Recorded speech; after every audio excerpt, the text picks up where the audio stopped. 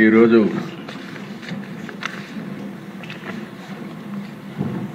Budget రెండోసారి full pledged బడ్జెట్తో మనం సమావేశం అవుతున్న దిశ. ఈ సందర్భంగా సభ నడిపిస్తున్న తీరుకి మిమ్మల్ని మనస్ఫూర్తిగా అభినందిస్తున్నాం. నా తరఫున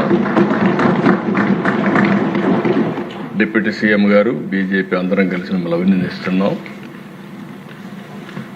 ఒకప్పుడు ఈ అసెంబ్లీ బూతులకు ఒక నమూనాగా ఉండేది. ఏదైతే ఒక చట్టసభ అనేది ఒక దేవాలయం, ప్రజా దేవాలయం. ఇది ఇక్కడ ప్రజా సమస్యల్ని పరిష్కారం చేయడమే కాకుండా భవిష్యత్తులో ఏం చేయాలన్నా దానికి అనుకూలమైనటువంటి చట్టాలను తయారు చేసే సభ. ఒక పబ్లిక్ పాలసీ కానీ ప్రాపర్గా ఉంటే ఆ దేశ భవిష్యత్తే మారిపోయే పరిస్థితి వస్తుంది. అలాంటి చట్టసభలో చర్చలు జరగకుండా ప్రతిరోజు మనం చూసేవాళ్ళం. కడానికి కొండే వాళ్ళందరం బాధితులమే. అలాంటి సమస్యలు చూసాం ఈ సభలో. ఇప్పుడు మీరు ఇంకొక స్టెప్ ముందుకెళ్ళి ఇంతవరకు యువతలో చట్టసభల పైన ఒక మంచి సదభిప్రాయం లేదు. అలాంటి సదభిప్రాయం కలిగించడానికి వాళ్ళల్లో కూడా రాబోయే రోజుల్లో యువతను కూడా రాజకీయాల వైపు మళ్లించడానికి మీరు ఒక వినూత్నమైన కార్యక్రమం చేశారు. ఆ కార్యక్రమమే ప్రతిరోజు ఈ సభకు కొంతమంది పిల్లల్ని పిలిచి వాళ్ళందరినీ గ్యాలరీలో కూర్చొని పెట్టే విధంగా మీరు చేసిన పని రాబోయే రోజుల్లో పెను మార్పులకు నాంది పలుకుతున్న దిశ. దాన్ని కూడా అభినందిస్తున్నా. చాలా సంతోషం. మీరు నిండుగా ఉన్నారు. ఫోటోలు కూడా బాగా ఇద్దరు కలిసి ఫోటోలు కూడా ఇస్తున్నారు, స్ఫూర్తిని నింపుతున్నారు. మొన్నే మాక్ అసెంబ్లీ కూడా పెట్టారు. నాకు వాళ్ళు చూస్తే అనిపించింది, ఇక్కడ ఉండే సభలో ఉండే సభ్యుల కంటే మాక్ అసెంబ్లీలో చేసిన పిల్లల యొక్క ఉపన్యాసాలు అమోఘం, బ్రహ్మాండంగా చేశారు. నిజమైన ప్రజాప్రతినిధిగా వెలిగే పరిస్థితికి వచ్చారు. ఈ సందర్భంగా దిశ ఇంకొక పక్కన డిప్యూటీ సీఎం గారిని, అటు ప్రధానమంత్రి నరేంద్ర మోడీ గారిని, ఇక్కడుండే బీజేపీ నాయకుల్ని, జనసేన, తెలుగుదేశం పార్టీ నాయకులను కూడా మనస్ఫూర్తిగా అభినందిస్తున్నా. 20 నెలల్లో ఓసారి నాకే అనిపిస్తుంది మనమే ఈ చేయగలిగామనిపించే విధంగా అందరూ సహకరించారు. ఈ సహకారానికి మనస్ఫూర్తిగా మరొక్కసారి మీ అందరికీ కూడా అభినందన. ఈరోజు దేశ రాష్ట్ర చరిత్రలో కూడా మీరు ఒకసారి చూస్తే ఇటు నేను కానీ పవన్ కళ్యాణ్ గారు కానీ ఏదో చెయ్యాలి అనే తపంతో అనునిత్యం ఆలోచిస్తున్నాం. విభజన జరిగింది 2014. రాజకీయ కారణాలు ఏవైనా కావచ్చు కానీ విభజన జరిగింది. దానివల్ల ఆంధ్రప్రదేశ్ నష్టానికి కొంత నష్టం జరిగింది. ఆ రోజు కూడా నేను ఒకటే మాట చెప్పాను. నా స్టాండ్ అయితే తెలుగు జాతి ఒకటే, విభజన చేస్తే ఆంధ్రప్రదేశ్కి న్యాయం చేయండి, సమైక్యంగా పెడితే తెలంగాణ ప్రజానికాన్ని కూడా కాన్ఫిడెన్స్ తీసుకోమని చెప్పాను తప్ప ఏ సైడ్ కూడా నేను సపోర్ట్ చేయకుండా తటస్థంగా ఉన్నాను. సరే, రాజకీయ కారణాలు జరిగిన తర్వాత దిశ కొన్ని డిసడ్వాంటేజెస్ వచ్చాయి. ఇక్కడ రాజధాని లేదు, పట్టణ జనాభా తక్కువ, వ్యవసాయమే ఆధారం. దీంతో ప్రభుత్వానికి ఆదాయం కూడా తక్కువ వస్తుంది. ఆ స్ట్రక్చరల్ డెఫిషియన్సీస్ కూడా ఉన్నాయి. అయితే ఆ దిశ యథార్థాన్ని ఎప్పటికైనా జీర్ణించుకొని మనం సమర్థవంతంగా ముందుకు పోతే తప్ప నిలదొక్కుకోలేమని అభిప్రాయంతో అంత మునుపు నేను చేసిన అనుభవం కూడా నాకు గుర్తించుకొని దానికంటే ఇంప్రూవ్డ్ వర్షన్ తేవాలనే ఉద్దేశంతో ముందుకు పోయాం. 14-19 ఈ అసెంబ్లీ దగ్గర 1 ఇయర్ ఆ లోపల ఈ అసెంబ్లీ కట్టాం. అదే మరి అధ్యక్ష, ఆ రోజు ఈ అసెంబ్లీ కట్టినప్పుడు మీరు చూస్తే ఇక్కడ అసెంబ్లీ రావడానికి కారణం ఎవరంటే ప్రపంచంలో ఎక్కడా జరగని విధంగా 29,000 మంది రైతులు 33,000 ఎకరాలు భూమి ల్యాండ్ పూలింగ్కి ఇచ్చారు. దిశ ఒక్క పైసా మనం ఇవ్వలేకపోయాం. మనం ఇచ్చిందంతా వాళ్ళకి ఏంటంటే డెవలప్ చేస్తాం, తిరిగి మీకు ప్లాట్ ఇస్తాం, రాజధాని వస్తుంది, మీకు పేరు వస్తుంది, మీకు కూడా భవిష్యత్తులో మెరుగైనటువంటి ఆదాయం వస్తుందని ఒక్క మాట చెప్తే నమ్మిచ్చారు దిశ. అక్కడి నుంచి మనం స్టార్ట్ చేశాం. 5 ఏళ్ళు కష్టపడ్డాం. ఆ రోజు అనేక పనులు జరిగాయి. 13.5% గ్రోత్ రేట్ చూపించాం. అదే టెంపోగాను కంటిన్యూ అయింటే ఈరోజు కొంతవరకు రికవర్ అయ్యేవాళ్ళం. 19-24 విధ్వంసం, మామూలు విధ్వంసం కాదు అధ్యక్ష. నేను ఒక మాట మాత్రం చెప్పాను, ఇక్కడంతా బూతులు. నా జీవితంలో నేను ఎప్పుడూ కళ్ళనీళ్ళు పెట్టుకోలేదు. ఆ రోజు ఈ అసెంబ్లీలో నాకు జరిగిన అవమానానికి నాలాంటి వాడు కుంగిపోయి కళ్ళనీళ్ళు పెట్టుకున్నానంటే నాలాంటి వాళ్ళు ఈ రాష్ట్రంలో ఎంతమంది సఫర్ అయ్యారో మనందరం గుర్తుపెట్టుకోవాల్సిన అవసరం ఉంది. ఆడ బిడ్డల్ని ఎక్కడికక్కడ అనూహ్యంగా ఇష్టానుసారంగా మాట్లాడే పరిస్థితి. అది అయిన తర్వాత దిశ మీ అందరికీ ఐడియా ఉంది. కడాను నాకు నోటీస్ ఇవ్వకుండా నన్నే అరెస్ట్ చేయడం. పవన్ కళ్యాణ్ గారు విశాఖపట్నం వెళితే ఆయన దిగనీయకుండా తిరిగి హోటల్లో ఉంటే బలవంతంగా పంపించడం. అలాంటి నాయకులు ఇప్పుడు నీతిని మాట్లాడే పరిస్థితికి వచ్చారు. నేను ఒకటే చెప్పాను అధ్యక్ష, నేను ఏ పని చేసినా మా ఉప ముఖ్యమంత్రి కానీ కుండే వాళ్ళందరూ కానీ ఏ పని చేసినా ప్రజలను దృష్టిలో పెట్టుకొని చేస్తాను తప్ప నాయకుల్ని పార్టీల్ని దృష్టిలో పెట్టుకొని కాదని మరొక్కసారి మీ ద్వారా ప్రజలందరికీ విజ్ఞప్తి చేస్తున్నాను అధ్యక్ష. ఆ రోజు మేము ఒకటే నిర్ణయించుకున్నాం, రాష్ట్రానికి తీవ్రమైన అన్యాయం జరిగింది. అందరం కలిసి ఒక సంకల్పంతో ముందుకు పోతే తప్ప రాష్ట్రాన్ని పునర్నిర్మాణం చేయలేం అనే ఏకైక సంకల్పంతో ఆలోచించాం. నేను ఆ రోజు జైల్లో ఉన్నప్పుడు నాకు బాగా జ్ఞాపకం అధ్యక్ష, పవన్ కళ్యాణ్ గారు బాలయ్య గారు ఇద్దరు వచ్చారు. వచ్చినప్పుడు పవన్ కళ్యాణ్ గారు బయటపోయి ఏది ఏమైనా ప్రభుత్వ వ్యతిరేక ఓటు ఒకటి కూడా డివైడ్ కావడానికి వీల్లేదు, మేము పొత్తు పెట్టుకుంటామని చెప్పిన వ్యక్తి పవన్ కళ్యాణ్ గారు అని చెప్పుకునే వ్యక్తి. ఆ తర్వాత బీజేపీ అందరం కూడా కలిసి ఎన్డీఏ కూటమిగా ఏర్పాటు చేశాం. అయితే ఆ దేశం మనం గుర్తుపెట్టుకోవాల్సింది, ప్రజలు ఎప్పుడు కూడా మనల్ని వాచ్ చేస్తూ ఉంటారు, సరైన సమయంలో సరైన నిర్ణయం తీసుకుంటారు.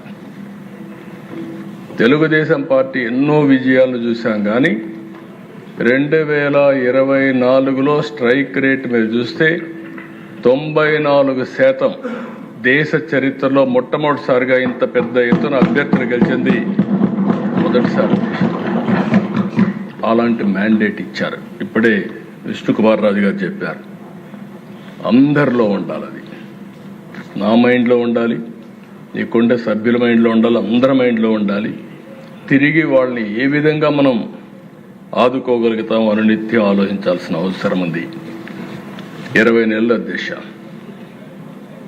పవన్ కళ్యాణ్ గారు 21 నెలలు అన్నాడు, కానీ నేను రోజు కూడా చెప్పబెట్టుకుంటున్నా. కరెక్ట్గా ఈ నెల 14వ తారీఖుకి ఈ గవర్నమెంట్ వచ్చి 20 నెలలు అవుతుంది, పూర్తవుతుంది. ఇంకా 4 నెలలు ఉంది 2 సంవత్సరాలకి మనం. అయితే అధ్యక్ష, ఈ 20 నెలల్లో నేను 4వసారి ముఖ్యమంత్రి. ఈరోజు ఈ డెవలప్మెంట్ అంతా చేయగలిగామంటే నేను అందరిని అభినందిస్తున్నా. ప్రత్యేకంగా ఢిల్లీలో ఉండే కేంద్ర ప్రభుత్వాన్ని మనస్ఫూర్తిగా అభినందిస్తున్నాను అధ్యక్ష. వెంటిలేటర్ పైన ఉండే ఆర్థిక వ్యవస్థ ఆ సమయంలో కానీ ఆక్సిజన్ ఇవ్వకపోతే ఏమవుతుందో మనందరూ తెలుసు. అలాంటి సమయంలో పూర్తిగా ఆదుకున్నటువంటి గవర్నమెంట్ కేంద్ర ప్రభుత్వం అధ్యక్ష. అయితే వాళ్ళు సపోర్ట్ చేసిన అధ్యక్ష, ఇక్కడ మనలో ఐకమత్యంగా ఉండి మనం ముందుకు పోకపోతే ఈ ఫలితాలు వచ్చేటివి కాదు. అటు సపోర్ట్ తీసుకుని మనం అందరం కూడా ఒకే మాట మీద ముక్త కంఠంతో 20 నెలలుగా 3 పార్టీలైనప్పటికీ ఎక్కడా భేదాభిప్రాయాలు లేకుండా సమైక్యంగా ఒక పర్పస్ కోసం పనిచేశాం కాబట్టి నేను ఊహించిన దానికంటే ఎక్కువ అభివృద్ధి అయ్యే పరిస్థితి వచ్చింది. ఈరోజు మీరు చూసిన ప్రదేశ సమిక్షేమం చాలామంది నన్ను అడిగారు, మీరు చేయగలుగుతారా, డబ్బులున్నాయా, ఎక్కడున్నాయి, సూపర్ 6 అన్నారు ఏంటని అడిగితే నేను ఒకటే చెప్పాను, అధ్యక్ష సంకల్పం ఉంది, అదృష్టం ఓసారి అధ్యక్ష ఆ రోజు ముగ్గురం కలిసి పోటీ చేశాం కాబట్టి ఈ రాష్ట్రాన్ని ఆదుకునే బాధ్యత కేంద్రం కూడా తీసుకోవడం ఈ రాష్ట్ర అదృష్టం అని చెప్పి కూడా నేను మీకు తెలియజేస్తున్నా. ఆ విధంగా కలిసి వచ్చింది. కేంద్రం కూడా పూర్తిగా బాధ్యత తీసుకోదు, ఎందుకంటే సూపర్ 6లో వాళ్ళు కూడా భాగం కాబట్టి కేంద్ర ప్రభుత్వం కూడా బాధ్యత తీసుకునే పరిస్థితి వచ్చారు. అధ్యక్ష ఈరోజు అధ్యక్ష మెంబర్స్ అందరూ మాట్లాడారు. అందరూ మాట్లాడినప్పుడు మీరు చూస్తే ఒక చరిత్రలో ఎప్పుడు జరగడానికి దీనికంటే కూడా ముందు అధ్యక్ష ఒకసారి మనం గుర్తుపెట్టుకోవాల్సిన అవసరం ఉంది. నేను రాష్ట్ర ఆర్థిక పరిస్థితులన్నీ ఎక్స్ప్లెయిన్ చేశాను. వచ్చిన వెంటనే రాష్ట్ర ఆర్థిక పరిస్థితులు కానీ రాష్ట్రంలో జరిగిన విధ్వంసం మీద మా గవర్నమెంట్ 7 వైట్ పేపర్స్ ఇచ్చాం. ఫస్ట్ వైట్ పేపర్ జూలైలో 24 అమరావతి పైన ఇచ్చాం, 2 పవర్ సెక్టర్ పైన ఇచ్చాం, 3 ఎక్సైజ్ పాలసీ మీద ఇచ్చాం, 4 natural resources land mine mineral ఏ విధంగా దుర్వినియోగం చేశారు దానిపైన ఇచ్చాం, లా అండ్ ఆర్డర్ గంజాయి ఇవన్నిటిపైన ఇచ్చాం. అది అయిన తర్వాత దిశ స్టేట్ ఫైనాన్సెస్ కూడా ఎక్స్ప్లెయిన్ చేశాం. ఇవన్నీ చేసిన తర్వాత దిశ అక్కడితో కూర్చోకుండా ఆ రోజు ఈ ప్రభుత్వం మీరు ఒకసారి చూస్తే ఇమీడియట్గా government of India Viksit Bharat తయారు చేస్తే మనం కూడా స్వర్ణాంధ్ర 2047 విజన్ తయారు చేశాం. విజన్లో నిర్దిష్టమైన లక్ష్యాలు పెట్టుకుని క్లారిటీతో ముందుకు పోతూ ఈ 20 నెలలు ప్రయాణం సాగించాం. సమీక్షలో మీరు ఒకసారి ఆలోచిస్తే అధ్యక్ష ఎవ్వరూ ఊహించిన విధంగా ఈరోజు మీరు చూస్తే ప్రపంచంలోని అతిపెద్ద డీబీటీ ప్రోగ్రాం పెన్షన్ ఇచ్చే కార్యక్రమం అధ్యక్ష. ఇప్పుడే పవన్ కళ్యాణ్ గారు చెప్పారు, మంచం మీద ఉండే వాళ్ళకి 15,000, సీరియస్ డిసీజెస్ ఉండే వాళ్ళకి 10,000, 4,000 మామూలు వాళ్ళకి, దివ్యాంగులకు 6,000, మొత్తం కలిసి ఎవ్రీ మంత్ దిశ 2,700 నుంచి 800 కోట్లు, సంవత్సరానికి దగ్గర 33,000 నుంచి 34,000 కోట్ల రూపాయలు ఇచ్చే ఏకైక ప్రభుత్వం భారతదేశంలో మన ప్రభుత్వం దిశ. దీని మీద కొంతమంది మాట్లాడుతున్నారు. మనం ఆ రోజు 5 ఏళ్ళు ఒక 500, 600, 750 పెంచుకుంటా పోయారు. చెప్పిన మాట కూడా ఈ ప్రభుత్వం యొక్క కమిట్మెంట్ పేదవాళ్ళకి మీరు ఒకసారి చూస్తే ఏప్రిల్ నుంచి ఇస్తా ఉన్నాం. ఏప్రిల్ నుంచి ఫస్ట్ టైం ఈ ప్రభుత్వం వచ్చిన వెంటనే జూలై నుంచి బకాయిలు కూడా చెల్లించి ఒక్కొక్కరికైతే 7,000, 8,000, 10,000 రూపాయలు కూడా వచ్చే పరిస్థితి వచ్చింది. ఆ విధంగా మనం ఇచ్చే పరిస్థితికి వచ్చాం. రెండవ దిశ ఆ రోజు ప్రభుత్వం చెప్పింది అందరికీ ఎంతమంది పిల్లలు ఉంటే అంతమందికి ఇస్తామని చెప్పి ఒకరికే ఇచ్చారు. మనం ఆ రోజు చెప్పాం ఎంతమంది పిల్లలుంటే అంతమంది పిల్లలకి ఆ తల్లుల పేరిట 15,000 రూపాయలు వేస్తామని ఒకేసారి అందరికీ ఆ డబ్బులు వాళ్ళ అకౌంట్లో వేసి 10,700 కోట్ల రూపాయలు తల్లికి వందన కింద వేసిన ఏకైక ప్రభుత్వం దేశంలో ఎక్కడా లేదు. ఒకేసారి వేసాం. 3వ అతిపెద్ద ప్రోగ్రాం అధ్యక్ష ఇప్పుడే విష్ణుకుమార్ రాజు గారు చెప్పారు. 43 కోట్ల మంది ప్రయాణం చేశారు. లాస్ట్ ఆగస్టు 15 మనం చేస్తే పోయిన సంవత్సరం ఇప్పటికి చేసే పరిస్థితికి వచ్చారు. ఆ రోజు సాధ్యమా అన్నారు, అసాధ్యమన్నారు. దీనికి కూడా దేశాన్ని మనస్ఫూర్తిగా ఆర్టీసీని కూడా అభినందిస్తున్నా. అదే బస్సులు ఒక ప్రోగ్రాం ఇచ్చాం. చాలా ఓపికగా బ్రహ్మాండంగా చేశారు. ఈరోజు ఈ ప్రోగ్రాం బ్రహ్మాండంగా సక్సెస్ కావడమే కాకుండా ప్రభుత్వానికి మంచి పేరు తెచ్చిన ప్రోగ్రాం ఇది. దీనికి మనస్ఫూర్తిగా అభినందిస్తున్న దేశాలు. ఇంకా రాబోయే రోజుల్లో అన్ని సహకరిస్తే ఆర్టీసీలు అన్ని ఏసీ బస్సులు రావాలని, పేదవాళ్ళు కూడా ఏసీ బస్సుల్లో తిరిగే పరిస్థితి రావాలని ఆకాంక్షిస్తున్నా. మా ఆడబిడ్డలు ఎక్కడికక్కడ మీరు చూసే అధ్యక్ష ఈ సంవత్సరమే 1000 బస్సులు ఆర్టీసీ బస్సులు ఏసీ బస్సులు తీసుకొస్తున్నాం. రాను గ్రాడ్యువల్గా అన్ని బస్సులు కూడా ఏసీ బస్సులుగా కూడా కన్వర్ట్ చేసి పబ్లిక్ ట్రాన్స్పోర్టేషన్ కూడా ఇంప్రూవ్ చేస్తాం అధ్యక్ష. ఇంకొక పక్క అధ్యక్ష, దీపం కింద 3 సిలిండర్లు ఇస్తా ఉన్నాం, మాట నిలబెట్టుకున్నాం. ఈరోజు ఆడబిడ్డలు కొంతమంది డబ్బులు లేక మళ్ళీ కట్టెలతో వంట చేసే పరిస్థితి నుంచి ఈరోజు 3 సిలిండర్లు ఇచ్చి పూర్తిగా ఆదుకున్నాం. అది కూడా ఒక చరిత్ర అని చెప్పి కూడా నేను మీకు తెలియజేస్తున్నా. అన్నదాత సుఖీభవ 20,000 ఇస్తా అన్నాం. ఆ రోజు ఇచ్చిన దానికంటే ఆ రోజు 14,000 రూపాయలు ఇస్తామని చెప్పారు. 6,000 గవర్నమెంట్ ఆఫ్ ఇండియా దాన్ని అడ్జస్ట్ చేసుకున్నారు. మేము 20,000 ఎన్డీఏ గవర్నమెంట్ ఇస్తా ఉన్నాం. 20,000 3 విడతల్లో అందరి అకౌంట్కి వేస్తున్నామని చెప్పి కూడా నేను మీకు తెలియజేస్తున్నా. ఇది ఒక హిస్టారికల్ ప్రోగ్రామ్ అని చెప్పి కూడా మరొకసారి విజ్ఞప్తి చేస్తున్నా. రైతులను ఆదుకోవడం కాకుండా దేశ అన్న క్యాంటీన్, కనీసం పేదవాడు ఎక్కడన్నా పనికి పోతే మధ్యాహ్నం ఓసారి హోటల్ పెరిపడి 50 రూపాయలు 100 రూపాయలు అవుతా ఉంటే అలాంటి వారి కోసం అన్నా క్యాంటీన్ పెడితే, నిరుపేదల కోసం పెడితే దాన్ని కూడా నిలిపేసే పరిస్థితికి వచ్చారు. మళ్ళీ ఈరోజు 204 అన్నా క్యాంటీన్లు పనిచేస్తున్నాయి. నేను ఒకటే హామీ ఇస్తున్నా, భవిష్యత్తులో అన్ని నియోజకవర్గాల్లో అన్నా క్యాంటీన్లు ఉంటాయి. పేదవాడు ఎవ్వరు కూడా తిండి లేదనకుండా కడుపు నింపే బాధ్యత ఈ ప్రభుత్వం తీసుకుంటామని చెప్పి కూడా నేను మీకు తెలియజేస్తున్నా. ఇదే కదా దిశ మత్స్యకారులకు ఇచ్చాం, చేనేత కార్మికులకు ఇచ్చాం, ఆటో డ్రైవర్లకు ఇచ్చాం. ఒకరు కాదు అధ్యక్ష, గౌడ సోదరులకి 10% మద్యం షాపుల్లో ఇచ్చాం, వడ్డెర సోదరులు ఆదుకుంటాం. ఇంకొక పక్క నాయి బ్రాహ్మణులకు ఇచ్చాం. వీళ్ళు కాకుండా దేశ సమాజంలో ఎంతమంది ఇబ్బందుల్లో ఉంటే వాళ్ళందరినీ ఆదుకోవడానికి పూజారులకైతే 15,000 రూపాయలు పెంచాం, ఇమాములకి ఇచ్చాం, మౌజముల్ని గౌరవించాం, పాస్టర్స్కి ఇచ్చాం. ఈ ప్రభుత్వం ఎవరిని వివక్ష చూపేయకుండా అందరికీ సంక్షేమ కార్యక్రమాలు చేశామని చెప్పి కూడా నేను మీకు తెలియజేస్తున్నా. అయితే ఆ దేశ ఎన్నికల ముందు ఒక మాట చెప్పాం, సంక్షేమ కార్యక్రమాలు చేస్తాం, అదే సమయంలో అభివృద్ధి కూడా చేస్తాం. అభివృద్ధి చేస్తేనే సంపద వస్తుంది, సంపద వస్తేనే ఆదాయం పెరుగుతుంది, ఆదాయం పెరిగితే సంక్షేమం అభివృద్ధి 2 కూడా తీసుకొని మెరుగైన జీవన ప్రమాణాలు ఇచ్చే అవకాశాలు వస్తాయని చాలా స్పష్టంగా చెప్పాం. దాని ప్రకారం సంక్షేమంలో మీరు చూస్తే అధ్యక్ష, ఇవే కాకుండా ఎస్సీ, ఎస్టీ, బీసీ, మైనారిటీ ఈ వర్గాలను కూడా ఆదుకోవడానికి అన్ని కార్యక్రమాలు రూపొందిస్తున్నాం.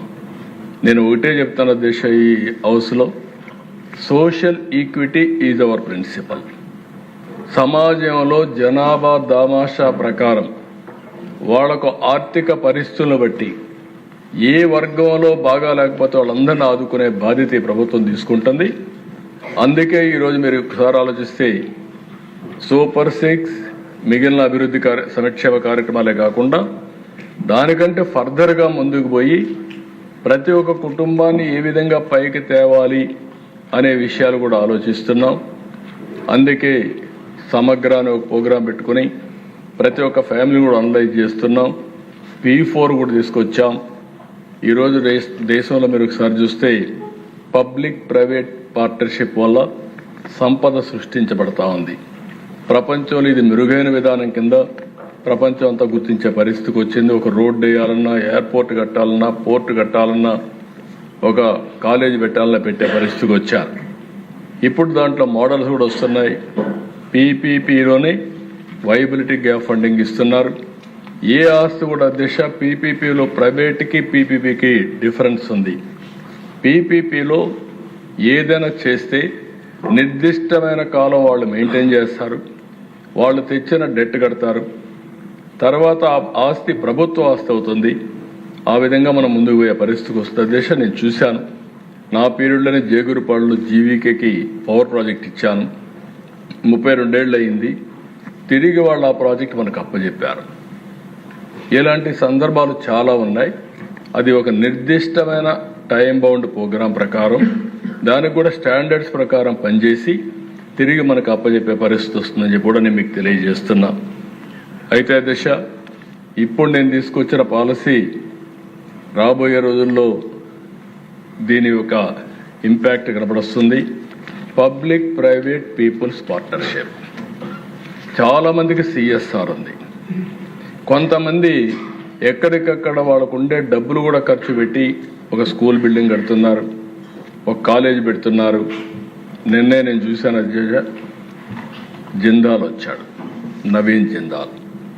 అతను ట్రస్ట్ ద్వారా లా యూనివర్సిటీ పెట్టాడు. One of the best law university పెట్టాడు. చాలా మంచి పేరు వచ్చింది. ఎవరైనా సీటు కావాలంటే, లా చేయాలంటే కంట్రీలోనే జిందాల్ అనే పేరు మనకి నిపడిస్తూ ఉంటుంది. అలాంటి యూనివర్సిటీలు పెట్టిన వాళ్ళు ఉన్నారు.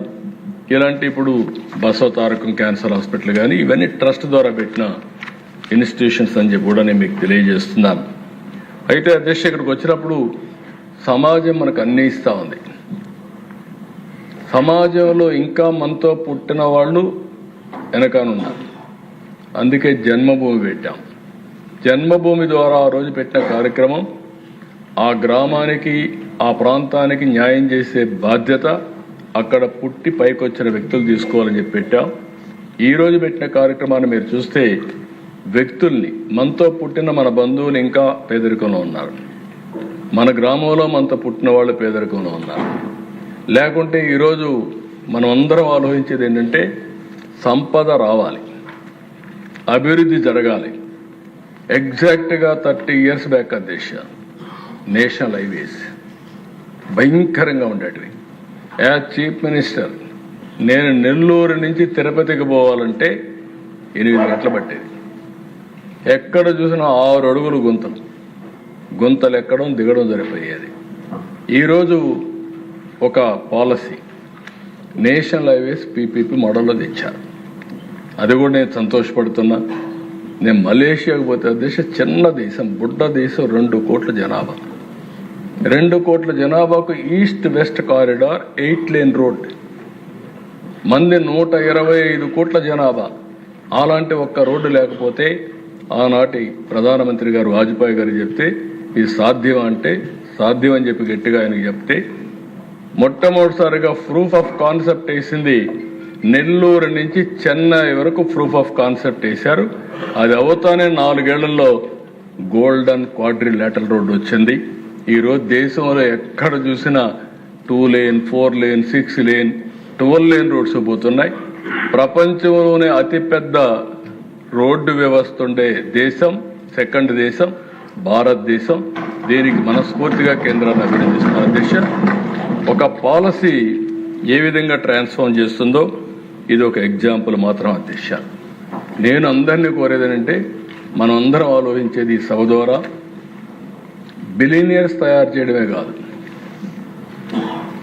కామన్ మ్యాన్ ఆదుకోవడం కూడా అవసరం. సంపద కొంతమంది దగ్గరనే పరిమితం అవడం కరెక్ట్ కాదు. కానీ అట్లని చెప్పి వాళ్ళని కంట్రోల్ చేస్తే అసలు సంపదే సృష్టించలేము. ఓసారి వెంకయ్యనాయుడు గారు చెప్పేవారు మీటింగుల్లో కూడా. ఆయన ఒకటే అన్నాడు, పంచమని అంటారు ఈ కమ్యూనిస్టులు, అసలు పంచే ఉంటే కదా పంచడానికి అనేవాడు. అంటే జోవియల్గా. అంటే సంపద లేకపోతే ఏం పంచుతాం అధ్యక్ష? పేదరికాన్ని పంచుతాం. అయితే ఈరోజు మనం ఆలోచించాల్సిన దేశాలు కూడా చూసాం. కొన్ని దేశాలు ఆర్థిక అసమానతలు తగ్గించే విధంగా మెరుగైన జీవన ప్రమాణాలు ఇవ్వడానికి పనిచేశారు. అలాంటి వ్యవస్థకు భారతదేశం స్థావరం కావాలని మనస్ఫూర్తిగా అభినందిస్తున్నా. ఇది ఒక పాలసీ. P4 ద్వారా అవసరమైతే గవర్నమెంట్ కూడా అనునిత్యం అలాంటి వారిని సపోర్ట్ చేయడం కోసం ఈరోజు పేదరికం 0 పావర్టీ పెట్టాం. జీరో పావర్టీ ప్రకారం వాళ్ళందరినీ ఆదుకునే బాధ్యత తీసుకుంటాం. ఒక్కోసారి దిశ ఉండే ఎమ్మెల్యేలు అందరం కూడా పుట్టినప్పుడు అందరం పేదవాళ్ళగానే పుట్టాం, మామూలు కుటుంబాలనే పుట్టాం. నేను కూడా ఒక ఎగ్జాంపుల్. చిన్నప్పుడు 6వ తరగతికి 6 కిలోమీటర్లు నడిచిపోయి భోజనం తీసుకొని సాయంత్రం ఇంటికి వచ్చి మళ్ళీ తెల్లవారితో వెళ్ళేవాళ్ళం. అక్కడి నుంచి పైకి వచ్చిన వాళ్ళమే. కానీ మనకు అవకాశాలు వచ్చాయి. ఓన్లీ 1%, 2% వచ్చాం. ఇంకా మనతో పుట్టిన వాళ్ళు అక్కడే ఉండే పరిస్థితికి వస్తున్నారు. వాళ్ళని ఆదుకునే బాధ్యత తీసుకోవాల్సిన అవసరం ఉంది. మనందరం అనుకోని కానీ సిన్సియర్గా పనిచేస్తే P4 భారతదేశానికే ఒక ఆదర్శంగా, ఒక మోడల్గా తయారవుతుందని మరొకసారి మీ అందరికీ విజ్ఞప్తి చేస్తున్నా. ఇది చేయాల్సిన అవసరం ఉంది, చేస్తాం కూడా. రెండవ దిశ, ఈరోజు ఇంకొక పక్కన ఆలోచిస్తే ఈ సూపర్ 6 ఇవన్నీ చేసిన తర్వాత ఎడ్యుకేషన్ మీద ఎక్కువ శ్రద్ధ పెట్టాం. ఎడ్యుకేషన్ మీద శ్రద్ధ పెట్టి మెగా PTM పెట్టాం, ముస్తాబు కార్యక్రమం తీసుకొచ్చాం, పిల్లల్లో చైతన్యం తీసుకొస్తున్నాం. ఇటీవల టెక్నాలజీ మనం ఇక్కడ క్వాంటమ్ వాల్యూ పెట్టి దానికి ఆల్గరిథమ్స్ రాయడానికి కోర్సెస్ పెడితే 60,000 మంది 2 రోజుల్లో ఆన్లైన్లో జాయిన్ అయ్యారు. దశ మొన్న మెడ్రాస్ యూనివర్సిటీ, IIT చెన్నై ఈ ఆల్గరిథమ్స్ AI కింద కోర్సెస్ పెడితే 2,08,000 మంది పిల్లలు రిజిస్టర్ చేసుకుంటే దాంట్లో 1,04,000 మంది ఆంధ్రప్రదేశ్ నుంచి రిజిస్ట్రేషన్ చేసుకున్నారు. దిశ 50% ఆఫ్ స్టూడెంట్స్ మన దగ్గర నుంచి రిజిస్ట్రేషన్ చేసుకున్నారంటే అది మన పిల్లల్లో ఉండే పాజిటివ్నెస్, పట్టుదల. వాళ్ళని కానీ మోటివేట్ చేయగలిగితే ప్రపంచానికి నాలెడ్జ్ ఎకానమీలో సేవలు అందించే శక్తి మన పిల్లలకు వస్తుందని చెప్పి కూడా నేను మీకు తెలియజేస్తున్నా. అలాంటి ఎడ్యుకేషన్ కోసం ముందుకు పోతున్నాం. తొందరలోనే ఇక్కడ ఒక పక్కన ఎడ్యుకేషన్ మీద ఇది పెడుతూనే ఇంకొక పక్కన హెల్త్ కూడా మీరందరూ గుర్తుపెట్టుకోవాల్సిన అవసరం ఉంది. నేను ఎన్నోసార్లు చెప్పాను, we are all in inspiring time. మనం కష్టపడడం కాదు, మనందరం కానీ సమర్థవంతంగా పనిచేయగలిగి టెక్నాలజీ కరెక్ట్గా ఉపయోగించుకోగలిగితే వండర్ చేసే అవకాశం వస్తుంది. ఈ విషయం మీరు గుర్తుపెట్టుకోవాల్సిన అవసరం ఉంది. ఇటీవల నేను దావోస్కి వెళ్ళాను అధ్యక్ష. దావోస్కి ఎందుకంటే అధ్యక్ష నేను 96 నుంచి వెళ్తున్నాను, నాట్ రీసెంట్గా. 96 నుంచి ఎందుకు పోతున్నానంటే ఒక ప్లేస్లో ప్రపంచంలో ఏం జరుగుతుందో అధ్యయనం చేసే అవకాశం వస్తుంది, నేర్చుకునే అవకాశం వస్తుంది. రెండోది అందరితో కలిసే అవకాశం వస్తుంది. కంట్రీ హెడ్స్ కానీ, డిఫరెంట్ కంట్రీస్ కానీ, లేకపోతే ఇండస్ట్రీలు కానీ ఇవన్నీ కూడా వస్తాయని పోతే ఈసారి డిస్కషన్లో మెయిన్గా ఒకటి through AI $1 trillion economy, disruptive development. ఏదైతే టెక్నాలజీతో పెనుమార్పులు వస్తాయనేది ఇది ఒక ఉదాహరణ. రెండోది అధ్యక్ష అక్కడ జరిగిన డిస్కషన్ అంతా ఎనర్జీ ట్రాన్సిషన్. ఆ ఎనర్జీ ట్రాన్సిషన్లో భారతదేశానికి మెరుగైన అవకాశాలు ఉన్నాయనేది నాకు అర్థమైంది. ఎందుకంటే భారతదేశంలో ఏది అమెరికాలో కూడా ఎక్కడికక్కడ గ్రిడ్స్ అన్నీ కొన్ని ప్రాంతాలకే పరిమితమైనాయి. కానీ భారతదేశంలో ఇక్కడ ఉత్పత్తి చేసే కరెంటు జమ్మూ అండ్ కాశ్మీర్ పంపించి వాళ్ళు వాడుకునే అవకాశం ఉంది. అంటే సింగిల్ పవర్ గ్రిడ్ ఉండే ఏకైక దేశం భారతదేశం అని చెప్పి కూడా నేను మీకు తెలియజేస్తున్నా. దీనికి కారణం మన ప్రధానమంత్రి గారి విజన్, కేంద్ర ప్రభుత్వం యొక్క అచీవ్మెంట్. దేశ నిన్నే నేను అమిత్ షా గారితో మాట్లాడితే ఒక మాట అన్నాడు, అవసరమైతే 3-4 లక్షల కోట్ల రూపాయలు ఖర్చు పెట్టి ట్రాన్స్మిషన్ డెవలప్ చేసి green energy, green hydrogen, green అమోనియాకు వేడిగా ట్రాన్స్మిషన్ లైన్స్ వేద్దాం, మిగిలిన రెగ్యులర్గా కావాల్సిన లైన్స్ అని సెపరేట్గా చేద్దాం. ఈ 2 సెపరేట్ చేస్తామనే విజన్ కూడా ఇచ్చారు.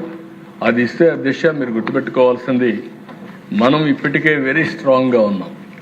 మన నీతి ఆయోగ్ నా దగ్గరికి వచ్చారు, ఒక రిపోర్ట్ తయారు చేసుకొచ్చారు. ఏదైతే ఎనర్జీ ట్రాన్సిషన్లో solar, wind, pumped storage, hybrid మోడల్లో మీరు నెంబర్ 1గా ఉన్నారు. ఎనర్జీ ద్వారా నెక్స్ట్ లెవెల్కి పోవచ్చు అనే ఉద్దేశంతో ఆయన దగ్గరకు వచ్చి ఒక ప్రాజెక్ట్ ఇచ్చి మహారాష్ట్ర ఆంధ్రప్రదేశ్ ఈ 2 మోడల్స్ అవుతాయి, మీరు చేయగలిగితే యాక్టివ్గా చేస్తున్నారు, దీన్ని లాజికల్గా తీసుకుపోగలిగితే ప్రపంచానికి ఒక మోడల్ అవుతుందని చెప్పే పరిస్థితికి వచ్చారు అధ్యక్ష. నేను మొన్న కూడా ఇక్కడ ఎమ్మెల్యేలందరినీ కోరా, ప్రొడ్యూసర్ కమ్ కన్జ్యూమర్, నేనే నా ఇంటి మీద కరెంటు తయారు చేసుకుంటాను, అవసరం నేను వాడుకుంటా, మిగిలితే గ్రిడ్కి ఇస్తా, స్వాపింగ్ తిరిగి నాకు కావాలంటే నేను తీసుకుంటా, మంత్లీ బిల్లో అడ్జస్ట్ చేసుకుంటాం, ఒకవేళ సర్ప్లస్ ఉంటే మీకు డబ్బులు తిరిగి పే చేస్తాం, మీరు ఎక్కువ వాడుకుంటే మీరు డిపార్ట్మెంట్కి కడతారు. అదే మరి అన్ని సబ్స్టేషన్లు అక్కడనే పవర్ జనరేట్ చేసి అవసరమైతే అక్కడ కూడా స్టోరేజ్ పెట్టి ఏ సబ్స్టేషన్ ఆ సబ్స్టేషన్కి సర్ప్లస్ చేసే కార్యక్రమాన్ని కూడా ఆలోచిస్తున్నాం. గ్రిడ్లో కూడా పెట్టి మీరు దీని మీద శ్రద్ధ పెడితే ప్రతి ఒక్క ఇల్లు సోలార్ తయారు చేసే హౌస్గా తయారవుతుంది, ఇంకా కరెంటు కొనే పని ఉండదు. అదే సమయంలో ప్రతి ఒక్క పొలం దగ్గర కూడా పెట్టుకోగలిగితే రైతుకు కూడా ఇబ్బందులు ఉండే పరిస్థితి రావు. దీనికి కేంద్రం కూడా ఇష్టం. నేను చాలాసార్లు చెప్పాను, కుసుమ్ గారి 2 చేయాల్సిన అవసరం ఉంది. అలాంటి మార్పులకు మనం పోతున్నాం అధ్యక్ష. సంజీవనిలో నేను ఒకటే మిమ్మల్ని కోరుతున్నా, ఇది ఒక గేమ్ చేంజర్గా తయారవుతుంది. ఈ నెల 10వ తారీఖున బిల్ గేట్స్ కూడా ఇక్కడికి వస్తున్నాడు. వాళ్ళ గేట్స్ ఫౌండేషన్ తరపున గ్లోబల్ నాలెడ్జ్ టెక్నాలజీ తీసుకొచ్చే బాధ్యత ఆయన తీసుకున్నాడు. మనం కూడా దాన్ని డిజిటల్ హెల్త్ రికార్డ్స్ అని ఎస్టాబ్లిష్ చేశాం. అవసరమైతే తొందరలోనే ప్రతి ఒక్కరికి ఒక ఏఐ డాక్టర్ని కూడా ఇస్తాం.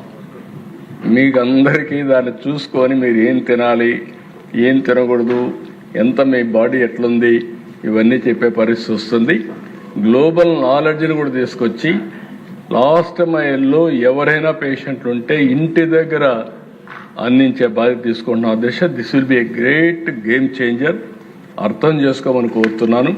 టెక్నాలజీని ఏ విధంగా ఉపయోగించుకోవచ్చునో ఇది ఒక ఎగ్జాంపుల్ అని చెప్పి కూడా నేను మీకు తెలియజేస్తున్నా. ఇంకొక పక్కన అధ్యక్ష, పాపులేషన్ మేనేజ్మెంట్ ఈ సెషన్లోనే ఒక పాలసీ తీసుకొస్తాం. నేను ఎప్పుడు కూడా ఈ రోజు గురించి ఆలోచించడం లేదు. ఒక 20-30 ఏళ్ల తర్వాత ఏమవుతుందో ఆలోచిస్తున్నా. ఈరోజు మీరు ఒక్కసారి చూస్తే మనం 1.5 ఫెర్టిలిటీ రేట్, 2.1 ఉంటే రీప్లేస్మెంట్ లెవెల్, దానికంటే ఎక్కువ ఉంటే జనాభా ఎక్కువగా వస్తుంది. ఇప్పుడు ప్రపంచం మొత్తం జనాభా పెరిగే పరిస్థితులు తక్కువ కనపడొస్తున్నాయి. China, Japan, South Korea, Europe అన్ని దేశాల్లో ఈ సమస్య వచ్చింది. ఇండియా యాజ్ ఆన్ టుడే 2 అంటే ఎగ్జాక్ట్గా తగ్గాం. ఈ అడ్వాంటేజ్ ఇంకా ఒక 20 ఏళ్ళు ఉంటుంది. తర్వాత ఇండియా కూడా ఏజింగ్ కంట్రీ అవుతుంది.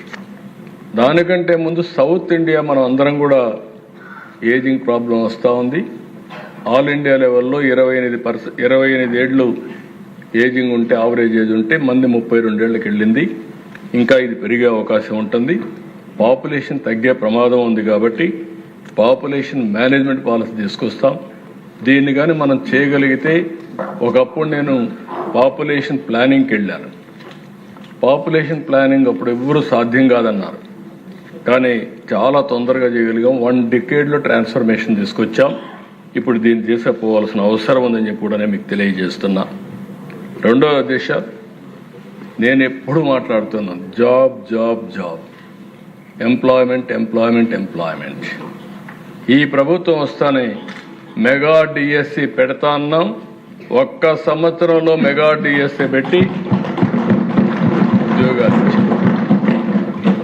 ఆ తర్వాత మీరు అందరూ ఆలోచిస్తే ఎప్పటి నుంచో పెండింగ్లో ఉన్న పోలీస్ కానిస్టేబుల్స్ 6,000 మందికి ఉద్యోగాలు ఇవ్వడమే కాకుండా ఎలాంటి అడ్డంకులు లేకుండా స్టైఫండ్ కూడా 4,500 ఉంటే, నేను పవన్ కళ్యాణ్ గారు ఉంటే వాళ్ళు అడిగితే 12,000 రూపాయలు చేసి ఇమ్మీడియట్గా అక్కడే అనౌన్స్ చేశామని చెప్పి కూడా నేను మీకు తెలియజేస్తున్నా. ఈరోజు దిశ ఎప్పుడైనా సరే, నిన్న కూడా చూస్తున్నా, కొంతమంది ఉద్యోగాలు రాలేదంటారు. అదే వ్యక్తి మళ్ళీ నువ్వు ఎట్లా ఈ ల్యాండ్ ఇచ్చావంటాడు. ల్యాండ్ ఇవ్వకూడదు, ఇన్సెంటివ్స్ ఇవ్వకూడదు, ఉద్యోగాలు రావాలి. ఈరోజు వీళ్ళ ఉద్దేశం ఏంటంటే అధ్యక్ష, ఉద్యోగం రాకూడదు, అన్ఎంప్లాయ్మెంట్ ఉండాలి, ప్రభుత్వానికి చెడ్డ పేరు రావాలి, తద్వారా వీళ్ళకి రాజకీయ లబ్ధి పొందాలనే ఆలోచన తప్ప ఇంకోటి లేదు. అందుకే అధ్యక్ష ఈ ప్రభుత్వం చాలా స్పష్టంగా ఉన్నాం. ఒకప్పుడు నేను ఈజ్ ఆఫ్ డూయింగ్ బిజినెస్ మాట్లాడా, ఇప్పుడు gear March speed of doing business మాట్లాడుతున్నాం. ఇంకొక మాట కూడా ఎస్క్రో అకౌంట్ కూడా తీసుకొస్తానని చెప్పాం. అంటే ఏ పెట్టుబడి పెట్టే వ్యక్తి మన ఆఫీసుకు తిరగాల్సిన పని లేదు, అతను కూడా చేసే పని నీతి నిజాయితీగా చేసుకోగలిగితే అతన్ని పూర్తిగా సహకరించే బాధ్యత మంది. అందుకే ఎస్క్రో అకౌంట్ తీసుకొస్తున్నాం. Is of doing business all clearances record టైంలో క్లియర్ చేస్తాం. ఇంకా సింప్లిఫికేషన్ ప్రొసీజర్ తీసుకొస్తాం. అందుకే అధ్యక్ష లాస్ట్ 1 yearలో మీరు చూస్తే బ్యాంక్ ఆఫ్ బరోడా సర్వే అవన్నీ మీరు చూసినప్పుడు 25.6% దేశంలో వచ్చిన పెట్టుబడుల్లో ఆంధ్రప్రదేశ్కి వచ్చాయంటే అది ఆంధ్రప్రదేశ్ యొక్క బ్రాండ్. 5 ఏళ్ల దిశ 1924 ఇక్కడ ఉండేవాళ్ళు పారిపోయారు. అమర్ రాజా లాంటి కంపెనీ, నాకు ఒక కోర్ కమిట్మెంట్ ఉండే కంపెనీ. రామచంద్ర నాయుడు నాకు ఐడియా ఉంది దిశ. అమెరికా నుంచి వస్తానే చిత్తూరులో పుట్టాం, చిత్తూరులో పెట్టాలి అని తిరుపతి కేంద్రంగా తీసుకొని పెట్టి ఆడనే కార్పొరేట్ ఆఫీస్ పెట్టుకునే పరిస్థితికి వచ్చారు. ఆ 5 ఏళ్ళు జరిగినటువంటి అరాచకం చూసిన తర్వాత తప్పు చేసేమేమో, మనం కూడా రిస్క్ మిటిగేషన్కి వెళ్ళాలి అని వేరే రాష్ట్రానికి ఇన్వెస్ట్మెంట్ పెట్టే పరిస్థితికి వచ్చారు అధ్యక్ష. అందుకని అధ్యక్ష ఈరోజు మీరు ఒకసారి చూస్తే పెద్ద ఎత్తున పెట్టుబడులు వస్తున్నాయి, 1-2 కాదు. ఈరోజు మీరు చూసినప్పుడు ఇప్పుడే విజయ్ కుమార్ రాజు గారు చెప్పారు, గూగుల్ సంస్కరణలు వచ్చిన తర్వాత ఫస్ట్ టైం $15 బిలియన్ తీసుకొచ్చి విశాఖపట్నంలో పెట్టిన మొదటి కంపెనీ గూగుల్ అని చెప్పి కూడా నేను మీకు తెలియజేస్తున్నా. దీనివల్ల ఏఐ డేటా సెంటర్ నాలెడ్జ్ ఎకానమీకి శ్రీకారం చుట్టే పరిస్థితి వస్తుంది. ఇది ఒక పెను మార్పులకు వస్తుంది. వాళ్ళు వచ్చారు కాబట్టి కాగ్నిజెంట్ వచ్చారు, టీసీఎస్ వచ్చింది, ఇంకా వేరియస్ కంపెనీస్ వచ్చి మళ్ళా విశాఖపట్నం నెంబర్ 1 అయ్యే పరిస్థితి వస్తుంది దిశ. అదొక యాంగిల్.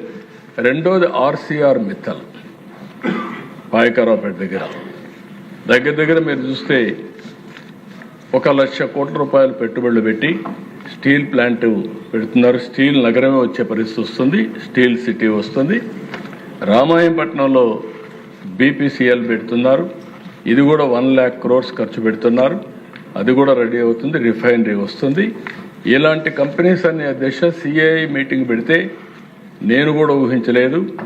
దగ్గర 13,50,000 కోట్ల రూపాయలు పెట్టుబడులు పెట్టడానికి 611 మంది ఎంఓయూలు చేశారు అధ్యక్ష. ఇప్పటికే 8,85,000 కోట్ల రూపాయలు క్లియర్ చేశాం. మొత్తం చూస్తే అధ్యక్ష 20 లక్షల కోట్ల రూపాయల పెట్టుబడులతో 23 లక్షల మంది ఉద్యోగాలు కల్పించే పరిస్థితి వస్తాం అధ్యక్ష. జరిగితే one of the best experiment అవుతుంది. మేము చెప్పింది 20 లక్షల మందికి ఉద్యోగాలు ఇస్తామని చెప్పాం. 5 ఏళ్లలో 20 లక్షల మందికి ఉద్యోగాలు ఇవ్వడమే కాకుండా పేర్లతో సహా పెట్టే పరిస్థితి వస్తుంది. దానికి శ్రీకారం చుడతామని చెప్పి కూడా నేను మీకు తెలియజేస్తున్నా. టూరిజం అధ్యక్ష, నేను ఆల్ ఎమ్మెల్యేస్ చెప్తున్నా, మీరు మీ ప్రాంతంలో ఉద్యోగాలు ఇవ్వాలంటే టూరిజం మీద శ్రద్ధ పెట్టండి. భవిష్యత్తులో ఎక్కువ ఎంప్లాయ్మెంట్ రాబోయేది టూరిజంలో వస్తుంది. టూరిజానికి ఇండస్ట్రీ స్టేటస్ ఇచ్చాం, దీన్ని ముందుకు తీసుకెళ్తాం. ఇంకొక పక్క దిశ వాటర్. నేను ఎవ్రీవేర్ చెప్తున్నాను దిశ, నేను చాలా చూశాను ఈ రాష్ట్రంలో సమస్యలు. చిన్నప్పుడు ఎక్కడ చూసినా వాగులు, వంకలు, నదులు పొంగి పొర్లేటివి. 8 నెలలు, 10 నెలలు, 12 నెలలు వాటర్ ఉండేవి, ఊట కాలువలు ఉండేటివి. రాను రాను కరెంట్ వచ్చింది, మనం వాటర్ కూడా ఎక్కువ వాడాం. వాటర్ని పెంచడానికి మాత్రం ఆలోచించలేదు. దీనివల్ల కరువు వచ్చింది, రాయలసీమ ఎడారిగా మారిపోతుందన్నారు. అదే సమయంలో అధ్యక్ష చాలా సమస్యలు వచ్చాయి. ఈరోజు ఈ రాష్ట్రంలో నీటిని ఏ విధంగా ఉపయోగించుకోవాలని చెప్పిన వ్యక్తి, మొట్టమొదటిసారిగా రాయలసీమకు కూడా నీళ్లు ఇవ్వచ్చు, కృష్ణా జలాలు రాయలసీమకి ఇవ్వచ్చని ఆలోచించిన వ్యక్తి నందమూరి తారక రామారావు గారి అధ్యక్ష. అది మిగిలి మంద్రి నీవ, తెలుగు గంగ, లేకపోతే గాలేరు నగిరి, ఇలాంటివన్నీ ప్రాజెక్టుని కన్సీవ్ చేశారు.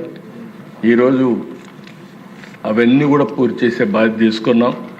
నేను ఒకటే చెప్తున్నా అధ్యక్ష, ఈ హౌస్లో రాబోయే 3 ఏళ్లలో ఉత్తరాంధ్రలో ఆన్ గోయింగ్ ప్రాజెక్ట్స్ అన్ని పూర్తి చేసే బాధ్యత తీసుకుని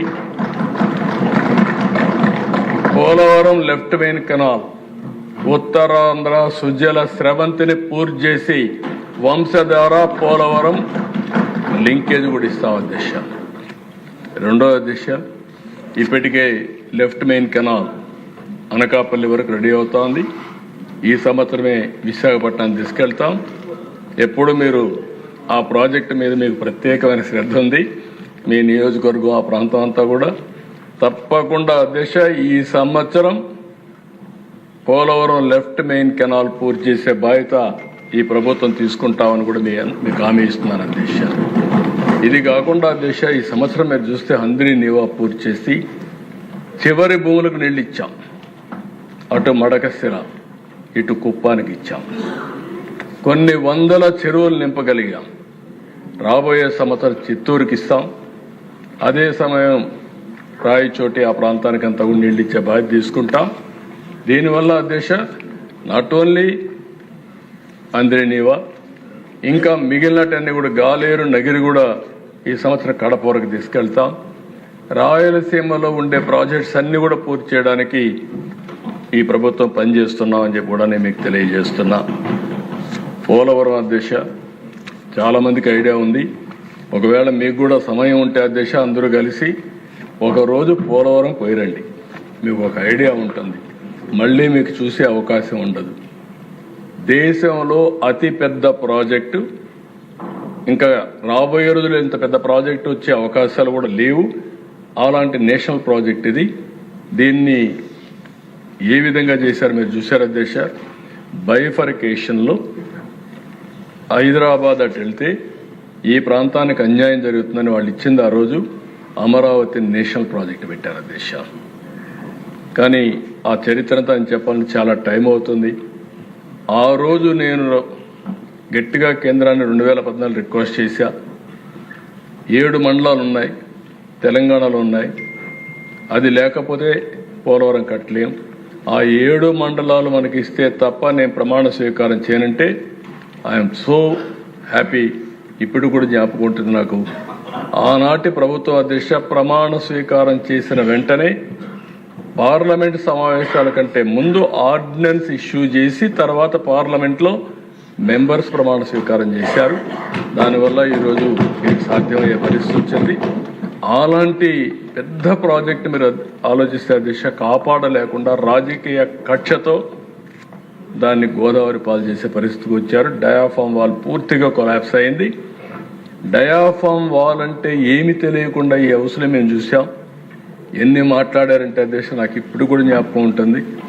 నేను చాలా బాధపడ్డాను ఆ రోజుట్లో. అలాంటి ప్రాజెక్ట్ని మళ్ళీ కొత్త డయాఫామ్ వాల్ మరిగా అధ్యక్ష ఈరోజు ఇక్కడ నీళ్లు సముద్రంలో పోయే నీళ్లు నల్లమల సాగర్ ద్వారా వెలుగొండకు తీసుకుపోవాలని ఆలోచిస్తున్నాం. అది కూడా మొన్న కూడా నేను కేంద్రాన్ని అడిగాను. తెలంగాణ ప్రభుత్వం కాళేశ్వరం కట్టారు, తప్పులేదు, నేను కూడా సపోర్ట్ చేశాను. సముద్రంలోకి ఎందుకంటే అధ్యక్ష పోయిన సంవత్సరం కూడా ఈ సంవత్సరం దగ్గర 5,000 టీఎంసీ నీళ్లు సముద్రంలోకి పోయినాయి. ఇక్కడ ఒక 1,500-1,600 కృష్ణా రివర్ నుంచి పోయినాయి. అంటే మొత్తం కలిసి 5,000 టీఎంసీలో 200 టీఎంసీ నీళ్లు మనం తీసుకొని కరువు ప్రాంతాలకు పంపించగలిగితే పెద్ద గేమ్ చేంజర్ అవుతుంది. నీటి సమస్య ఉండదు. అలాంటి ప్రాజెక్ట్ మనం అడిగాం, కానీ తెలంగాణ దానికి ఇది చేస్తున్నారు. కరెక్ట్ కాదది. అందరం తెలుగు జాతి అంతా బాగుండాలి. ఇప్పుడు కొత్తగా నిన్న కూడా నేను చూశాను, ఆ ముఖ్యమంత్రి గారు మాట్లాడుతూ మాకు కూడా 1-2 సమస్యలు పరిష్కారం చేస్తే మేము కూడా సహకరిస్తాం విధంగా మాట్లాడారు. ఇచ్చి పుచ్చుకోవడంలో తప్పు లేదు. కానీ రాష్ట్రం తెలుగు జాతి ఒకటే కాబట్టి రెండు రాష్ట్రాలకు సమస్యలు ఉంటే కూర్చొని మాట్లాడడానికి ప్రభుత్వానికి ఏమాత్రం అభ్యంతరం లేదు. కానీ నల్లమల సాగర్ని అడ్డు పెట్టడం మాత్రం కరెక్ట్ కాదని చెప్పి కూడా మీ ద్వారా ఆ ప్రభుత్వానికి విజ్ఞప్తి చేస్తున్న దిశ. రెండో దిశ అగ్రికల్చర్, రైతులు. ఈరోజు మన రైతాంగం చాలా ఇప్పుడే డిప్యూటీ సీఎం గారు కూడా చెప్పారు. టెనెంట్ ఫార్మర్స్ ఎట్టున్నారు, రైతులు ఎట్టున్నారు, ఆ విషయాలన్నీ చెప్పారు.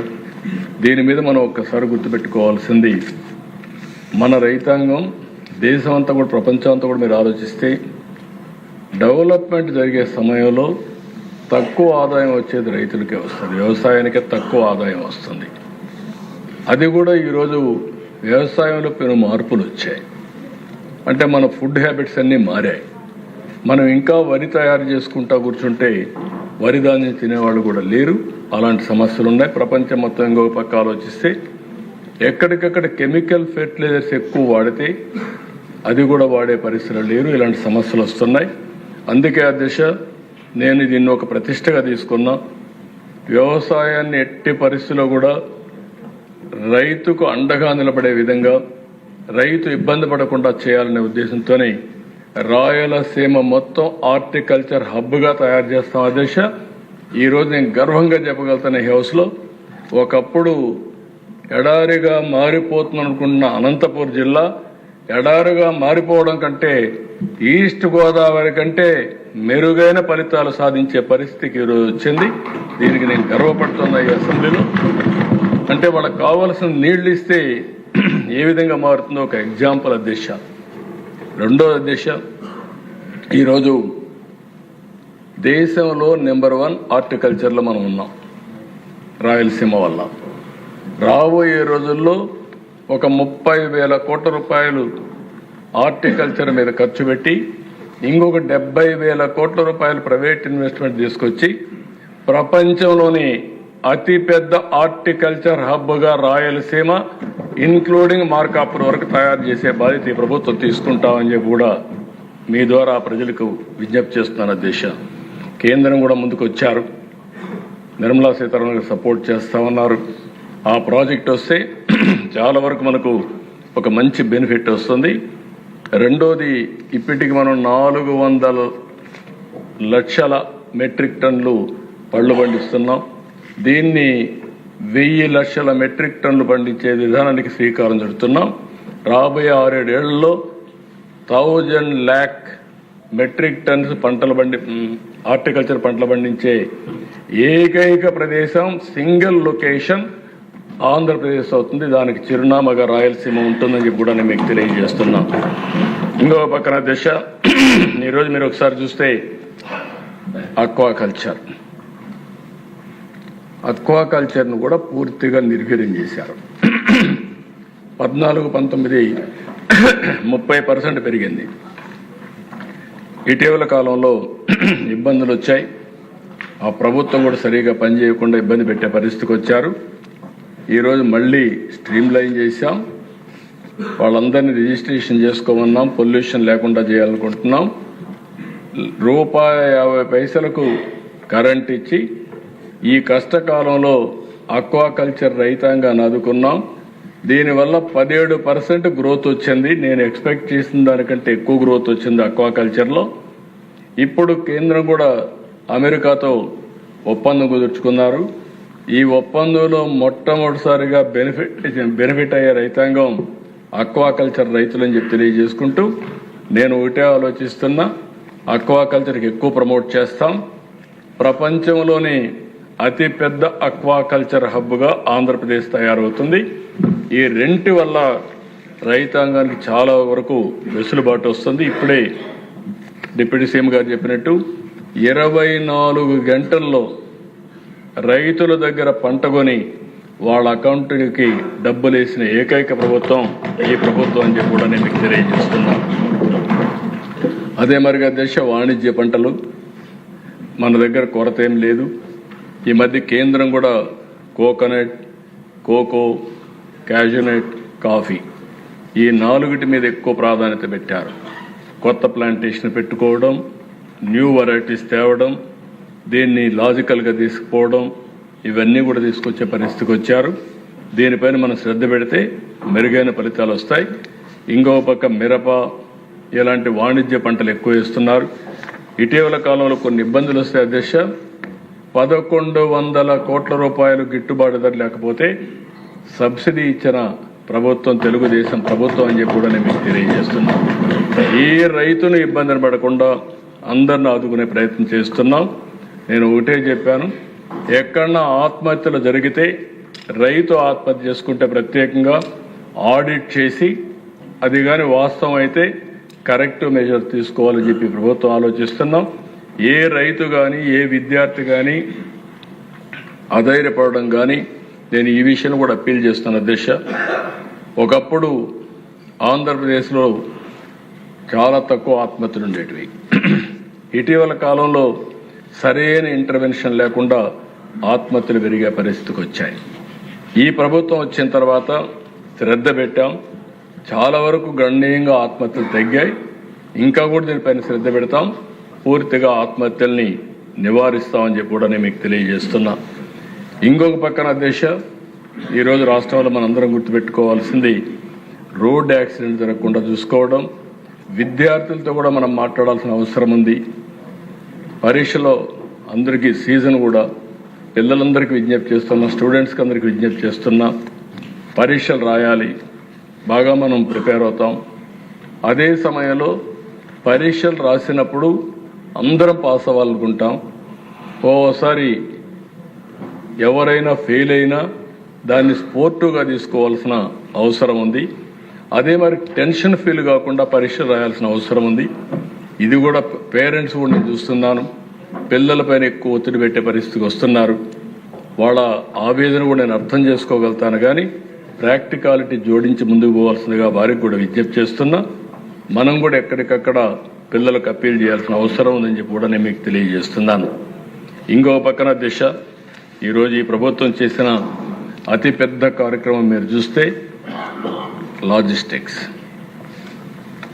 రోడ్డు వ్యవస్థ, అదే మరి గూడ్స్ కానీ ఇంకొక పక్కన ప్యాసింజర్స్ కానీ ఈజీగా ప్రయాణం చేయడానికి అవకాశం కల్పించే విధంగా పోతున్నాం. రాబోయే రోజుల్లో పెను మార్పులు రైల్వేలో వస్తున్నాయి. రైల్వే డిపార్ట్మెంట్ల అధ్యక్ష మీరు ఒకసారి చూస్తే మన రాష్ట్రంలోనే దగ్గర 3 లక్షల కోట్ల రూపాయలు ఖర్చు పెట్టబోతున్నారు over a period of time. ఈ సంవత్సరం లాస్ట్ ఇయర్ అయితే 9,000, 8,000 కోట్లు ఖర్చు పెట్టాం. ఈ ఇయర్ రాబోయే సంవత్సరం 11,000 ఖర్చు పెడుతున్నారు. ఇంకొక పక్కన ఇచ్చాపురం నుంచి చెన్నై వరకు ఇప్పుడుండే రైల్వే లైన్ 2 లేన్ని 4 లేన్ చేస్తున్నారు. ఇప్పటికే కొన్ని దిక్కల 3 లేన్ వచ్చింది, కొన్ని దిక్కల 4th లేన్ కూడా ప్రారంభిస్తున్నాం. అల్టిమేట్గా 4 లేన్ వస్తే ఎక్కడికక్కడ రైల్వే వ్యాగన్స్ కానీ ప్యాసింజర్స్ కానీ లేకపోతే ఫాస్ట్ ట్రైన్స్ కానీ ఇవన్నీ నడిపే పరిస్థితి వస్తుంది. 2 ఏళ్లలో ఆంధ్రప్రదేశ్లో కోస్టల్ కారిడార్ అంతా కూడా డబుల్ గేజ్ వస్తుంది. డబుల్ గేజ్ అంటే 4 లేన్స్ వస్తాయి. అంటే మొత్తం కలిపి 2 ఏళ్లలో పూర్తవుతుందని చెప్పి కూడా నేను మీకు తెలియజేస్తున్నా. మనం అందరం శ్రద్ధ పెడితే రైల్వే డిపార్ట్మెంట్లో చాలా మార్పులు వస్తున్నాయి. కొత్త లైన్స్ కూడా శ్రీకారం చుట్టాం. ఇంకొక పక్క రైల్వే స్టేషన్స్ అన్ని మోడర్నైజ్ చేస్తున్నారు. ఇంకొక పక్కన 770 ఆర్ఓబీలు కానీ ఆర్యూబీలు కానీ ఎక్కడ లెవెల్ క్రాసింగ్ లేకుండా దీన్ని పూర్తి చేసే బాధ్యత తీసుకుంటున్నాం. ఇంకో పక్క నేషనల్ హైవేస్ కూడా అధ్యక్ష ఇప్పటికి శాంక్షన్ అయితే 55,000 కోట్ల రూపాయల ప్రాజెక్ట్స్ ఉన్నాయి. అవన్నీ పూర్తి చేసే బాధ్యత మీరు తీసుకోవాల్సిన అవసరం ఉంది. దీనివల్ల కూడా మనకు ఇది కేంద్రం ఇది రాష్ట్రం అనేది కాకుండా 2 ఎన్డీఏ ప్రభుత్వాలు, మనం ఎన్నోసార్లు చెప్పాం, డబల్ ఇంజన్ సర్కార్, త్రిబుల్ ఫలితాలు రావాలి. అది మీరు కూడా శ్రద్ధ పెడితే ఇది వస్తుంది. అదే మరి అధ్యక్ష ప్రతి ఒక్క రోడ్డు గుంతలు పడిపోయినాయి. ఈరోజు మొత్తం గుంతలన్నీ కూడా పూడ్చే బాధ్యత తీసుకున్నాం. పార్ట్ హోల్ ఫ్రీ రోడ్స్ ఇప్పటికే చాలా వరకు ఎస్టాబ్లిష్ చేశాం. తొందరలోనే ఇక్కడే ఆర్ఎండ్బి మినిస్టర్ గారు ఉన్నారు, ఆయన బాధ్యత తీసుకుంటాడు ఆర్ఎండ్బి రోడ్స్ వరకు. అదే మరి డిప్యూటీ సీఎం గారు కూడా శ్రద్ధ పెట్టి దగ్గర 4,000 కోట్ల రూపాయలు పంచాయతీరాజ్ రోడ్లపైన ఖర్చు పెడుతున్నారు. దీనివల్ల మెరుగైన రోడ్డు వ్యవస్థ వస్తుంది. ఇకపోతే పోర్ట్లు కానీ ఎయిర్పోర్ట్లు కానీ దగ్గర మీరు ఒకసారి ఆలోచిస్తే ఒక 20 ఎయిర్పోర్ట్లు వస్తాయి, దగ్గర ఒక 20 పోర్ట్లు వస్తాయి, చిన్నవి పెద్దవి. దీనివల్ల లాజిస్టిక్స్ కేంద్రంగా ఈస్ట్ కోస్ట్ లాజిస్టిక్స్ హబ్గా ఆంధ్రప్రదేశ్ తయారవుతుందని చెప్పి కూడా నేను మీకు తెలియజేస్తున్నాను. అదే వరకు అధ్యక్ష, మీరు ఒకసారి చూస్తే ఈరోజు ఈ పవర్ డిపార్ట్మెంట్లో చాలా సమస్యలు క్రియేట్ చేశారు. నేను ఆ రోజు కూడా ఇదే అసెంబ్లీలో చాలా విషయాలు మీకు అందరికీ ఎక్స్ప్లెయిన్ చేశాను. ఈ పవర్ మీద ఏం జరిగిందో కూడా ఎక్స్ప్లెయిన్ చేశాం, వైట్ పేపర్ కూడా పబ్లిసైజ్ చేశాం. మామూలుగా దశ బ్రీఫ్గా మీరు చూస్తే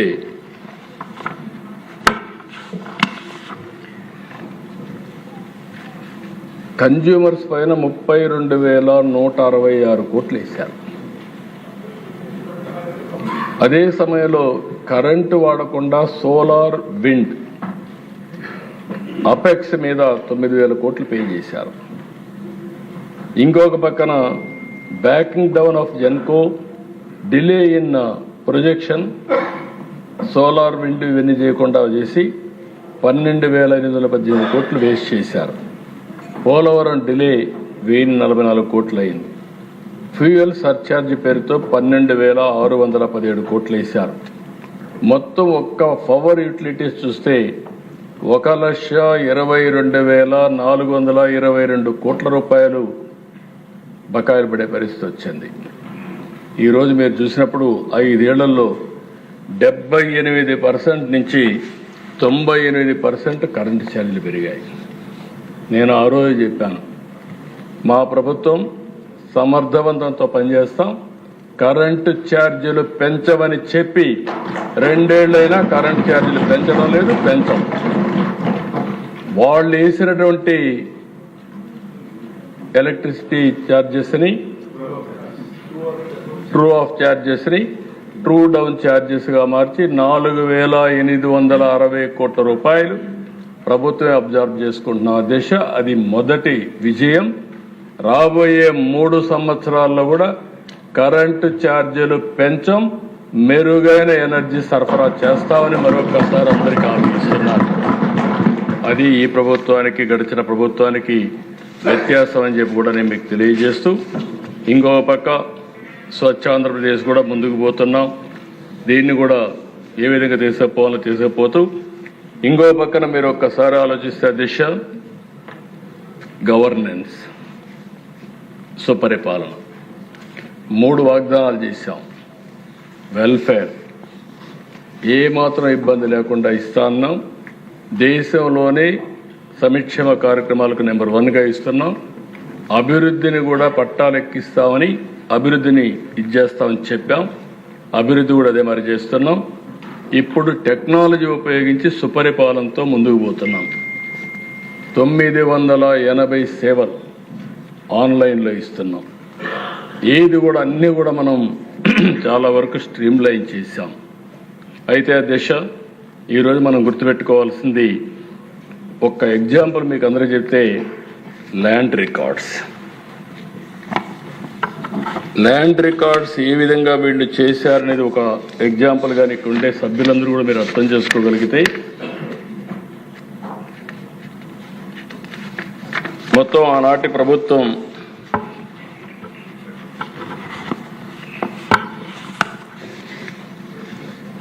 ఇక్కడ మనకు మేజర్గా మనం అందరూ ఫేస్ చేసే సమస్య 22A, అస్తవ్యస్తమైనటువంటి ల్యాండ్ రికార్డ్స్.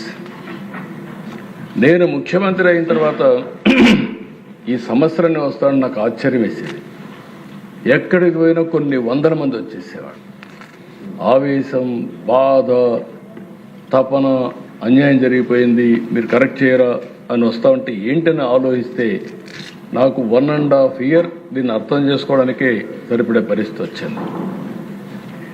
ఆ రోజు అధ్యక్ష వీళ్ళు చేసిన పని, వీళ్ళకు ఎవరన్నా భూమిని ఇచ్చేయమంటే ఇచ్చేసేయాలి.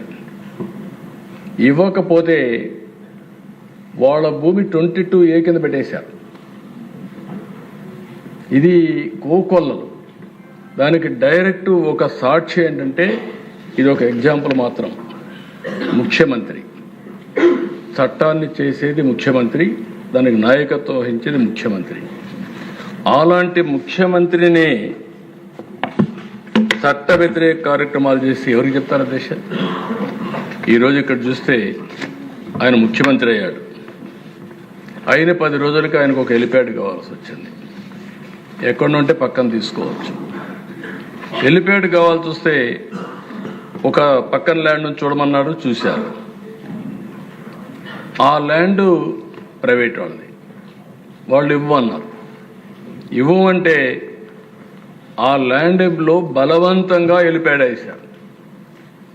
బలవంతంగా హెలిప్యాడ్ వేసి ఆ ల్యాండ్ మళ్ళీ అడగకుండా 22A కింద పెట్టేశారు. అంటే ఎంత భయంకరంగా జరిగిందంటే, ఇది ముఖ్యమంత్రి గారి హౌస్. మాజీ ముఖ్యమంత్రి, ఆనాటి ముఖ్యమంత్రి. ఇది పక్కన కాలువ పక్కనే ఆయన ఇంటి పక్కన ఉండే భూమి. ఇది ప్రైవేట్ భూమి. ఈ భూమి కూడా అధ్యక్ష ఇప్పుడుది కాదు, 1956 ప్యారీ అండ్ కో లిమిటెడ్ కంపెనీకి దక్షిణ రైల్వే ఆ భూమిని కేటాయించారు. ఆ తర్వాత మార్కెట్ వాల్యూ ప్రకారం ఆ భూమిని కొంతమంది కొనుక్కున్నారు. 94లో కొంత ట్రాన్సాక్షన్ కూడా జరిగింది 2-3 మధ్యలో. 2008లో కోర్టు పోతే కూడా వాళ్ళంతా స్టే చేశారు, అవన్నీ అయినాయి. ఈయన వచ్చినటువంటి 26/6/2019 GORT నెంబర్ 133 33 లక్షలతో హెలిప్యాడ్, ఫెన్సింగ్, అప్రోచ్ రోడ్ నిర్మాణం కోసం జీవో ఇష్యూ చేశారు. 18/7/19 తేదీన ఆ భూములు 22A కింద పెట్టేశారు. ఇప్పుడు 8.14 ఎకరాల్లో హెలిప్యాడ్ పెట్టేశారు. 1.9 ఎకరాల్లో ఒక 76 మంది వేరే వాళ్ళు అక్కడ ఉండే పరిస్థితికి వచ్చారు. అంటే ఎందుకు ఈ మాట చెప్పారంటే అధ్యక్ష, మదనపల్లిలో ఒక RDO ఆఫీసులో రికార్డ్స్ తగలబడ్డాయి.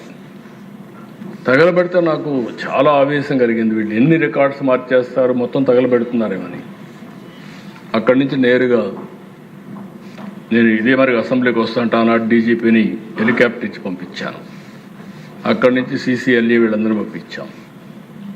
ఆ రోజు ఆ ఏరియా వాళ్ళందరూ కూడా పెద్ద ఎత్తున వచ్చి వాళ్ళ భూములన్నీ ఏ విధంగా ట్యాంపర్ చేశారో చెప్పే పరిస్థితికి వచ్చారు.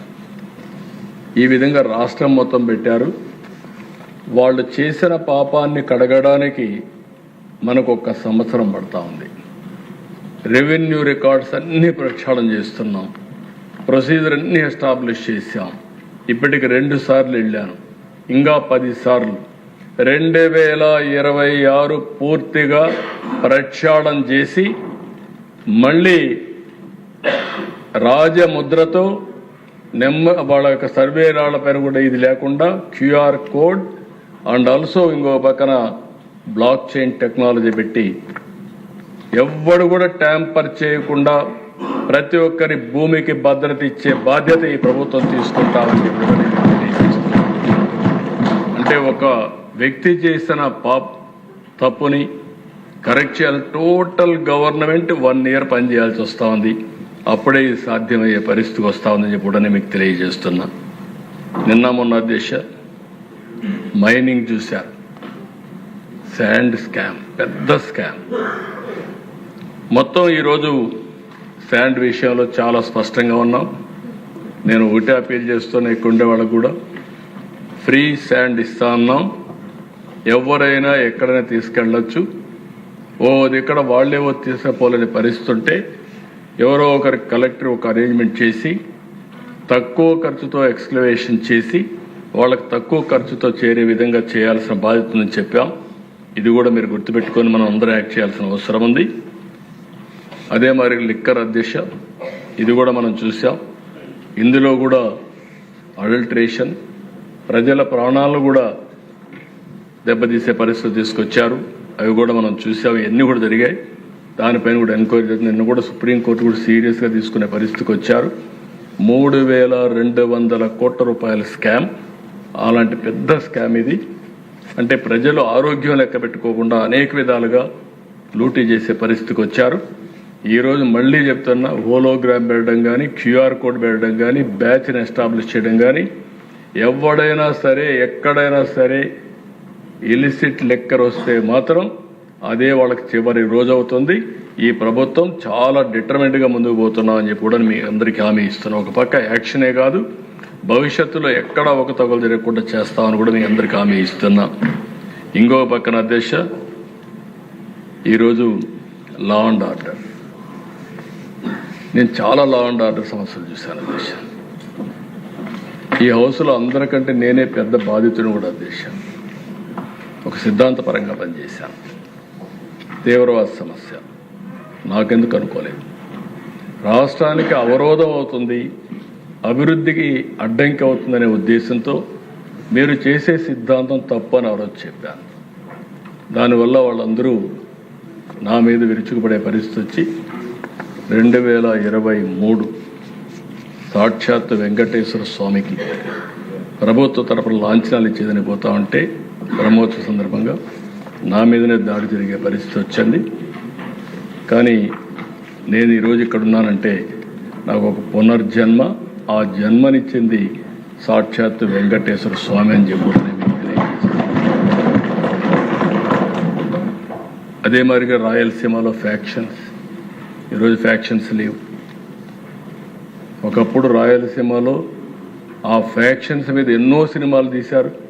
ఇక్కడే బాలకృష్ణ గారు సినిమాలు తీశాడు, లేకుంటే చిరంజీవి గారు తీశారు, పవన్ కళ్యాణ్ గారు తీయలేదనుకుంటాను, రాయలసీమ ఫ్యాక్షన్స్ మీద లేదనుకుంటాను.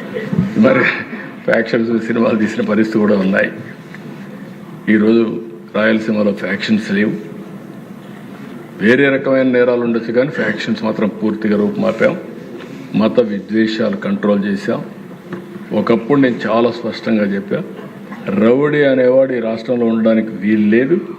అంత మునుపు వీధికి ఒక రౌడీ ఉండేవాడు, అవి కూడా కంట్రోల్ చేశాం.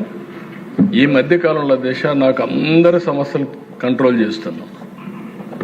ఈ సమస్యలు లేవు ఇప్పుడు. రెండోది, నక్సలైట్స్ కూడా సమస్య పరిష్కారం అవుతుంది.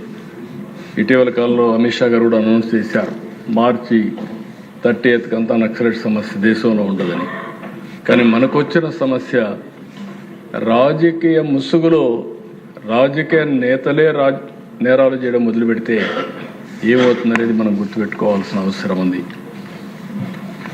నేను అందుకనే అధ్యక్ష, ఇటీవల ఒక ప్రతిపక్ష నాయకుడు రోడ్డు మీద పోతున్నా అంటే ఆ రోజు ఏం జరుగుతుందని భయపడే పరిస్థితికి వస్తున్నా. ఇది మంచి పద్ధతి కాదు. ఇలాంటి సమస్యలన్నీ నేను ఒకటే చెప్తున్నా, ఒక ఎక్కడికి పోయినా దౌర్జన్యం చేయడం, రోడ్డు అంతా బ్లాక్ చేయడం. విజయవాడ నుంచి గుంటూరుకు పోవాలంటే 6 hours. ఇంకెవడు వాడికి నరకం అన్నమాట. ఎవడు రోడ్డు మీదకి వచ్చినా వాడికి నరకం. విజయవాడ నుంచి ఇబ్రహీంపట్నం పోవాలంటే 7 hours. ఏంటి అధ్యక్ష ఇవన్నీ? నేషనల్ లెవెల్లో నేషనల్ హైవేస్లో మీటింగ్లు పెట్టకూడదని, ఎక్కడ కూడా ట్రాఫిక్ జాములు కాకూడదని, ఈవెన్ విగ్రహాలు పెట్టకూడదని చాలా స్పష్టమైన ఆదేశాలు ఉన్నాయి అధ్యక్ష. అవి కూడా వైలేట్ చేసే పరిస్థితికి వచ్చారు. రెండో దేశాన్ని చెప్పకపోతే మళ్ళీ నేను ఫెయిల్ అయినట్టు అవుతుంది. దాన్ని ఏ విధంగా ఆలోచించాలో ఆలోచిస్తాం. తిరుపతి లడ్డు మీద కూడా, ఎందుకంటే ఇది చాలా సున్నితమైన సమస్య. నేను కూడా చాలా ఆలోచించాను దీని మీద ఎక్కువ మాట్లాడకూడదని. ఎందుకంటే దేవుని పవిత్రత కోసం కొంతమంది కావాలని దేవుని పవిత్రత దెబ్బతీసి భక్తుల మనోభావాలు దెబ్బతీయాలనుకున్నప్పుడు మనం కూడా గట్టిగా చర్యలు తీసుకోకపోతే చాలా సమస్యలు వస్తాయని నా అభిప్రాయం. ఇప్పటి వరకు మీరు చూస్తే అధ్యక్ష, తిరుమల తిరుపతి దేవస్థానం నాకు తెలిసి కానీ తెలియకుండా నేను ఏ తప్పు చేయను. మనసావాచ చెప్తున్నా. నేను నిద్రలేస్తాను ఆలోచించేది అధ్యక్ష, వెంకటేశ్వర స్వామి అంటే నాకు ఒక భక్తి. నాకు నిద్ర రాకపోతే ఆయన తలుచుకోవడం నిద్రలేసి ఒకసారి పూజ రూమ్లోకి 2 నిమిషాలే పూజ చేస్తాను. నా పూజ కూడా ఎందుకు ఈ మాట చెప్తున్నానంటే పబ్లిక్ కూడా అర్థం కావాలి. నేను ప్రజా రాజధాని అమరావతి, దేవతల రాజధాని అమరావతి, కలియుగ దేవుడు వెంకటేశ్వర స్వామి. ఆయన ఈ రాష్ట్రంలో ఉండడం మన అదృష్టం. హిందువులు ప్రపంచంలో ఎక్కడున్నా వెంకటేశ్వర స్వామి దర్శనం చేసుకోవాలని వచ్చి జీవితంలో ఒకసారి 10 సార్లు దర్శనం చేసుకొని వీళ్ళ బాధలన్నీ ఆయనకి చెప్పుకొని పోయే పరిస్థితి. ఇటీవల ఒక భక్తుడు నా దగ్గరికి వచ్చి, నేను ఆయన భక్తుడిని, అది కూడా జైన్, నేను ఆయన ఎప్పటికీ కోరుకొని ఏది చేసినా చేస్తాను, ఇటీవల వ్యాపారం చేశాను, ఆయన తలుచుకొని వ్యాపారం చేస్తే నేను ఒక 20% అమ్మితే దగ్గర నాకు 20-30% అమ్మాను. అజ్ఞాత భక్తుడు, నాకు ఒక 5,000 కోట్లు వచ్చింది. ఇదంతా వెంకటేశ్వర స్వామి వల్ల వచ్చింది కాబట్టి ఆయనకు 122 కేజీల బంగారం ఇవ్వాలని మొక్కున్నాను. తిరుమలకు వచ్చి అడిగితే ప్రతిరోజు వెంకటేశ్వర స్వామి 121 కేజీల బంగారం పెట్టుకుంటాడని తెలిసింది. ఈ సందేశం సాక్షాత్ వెంకటేశ్వర స్వామి నాకు ఇచ్చాడని ఆ భక్తుడు చెప్పినప్పుడు ఎంత నమ్మకం ఉందో అర్థమైంది అధ్యక్ష. ఇది ఒక ఎగ్జాంపుల్ మాత్రం. అలాంటిది ఈరోజు అక్కడ జరిగింది. మనం ఆ రోజు చెప్పకపోతే మన మీద అపచారం.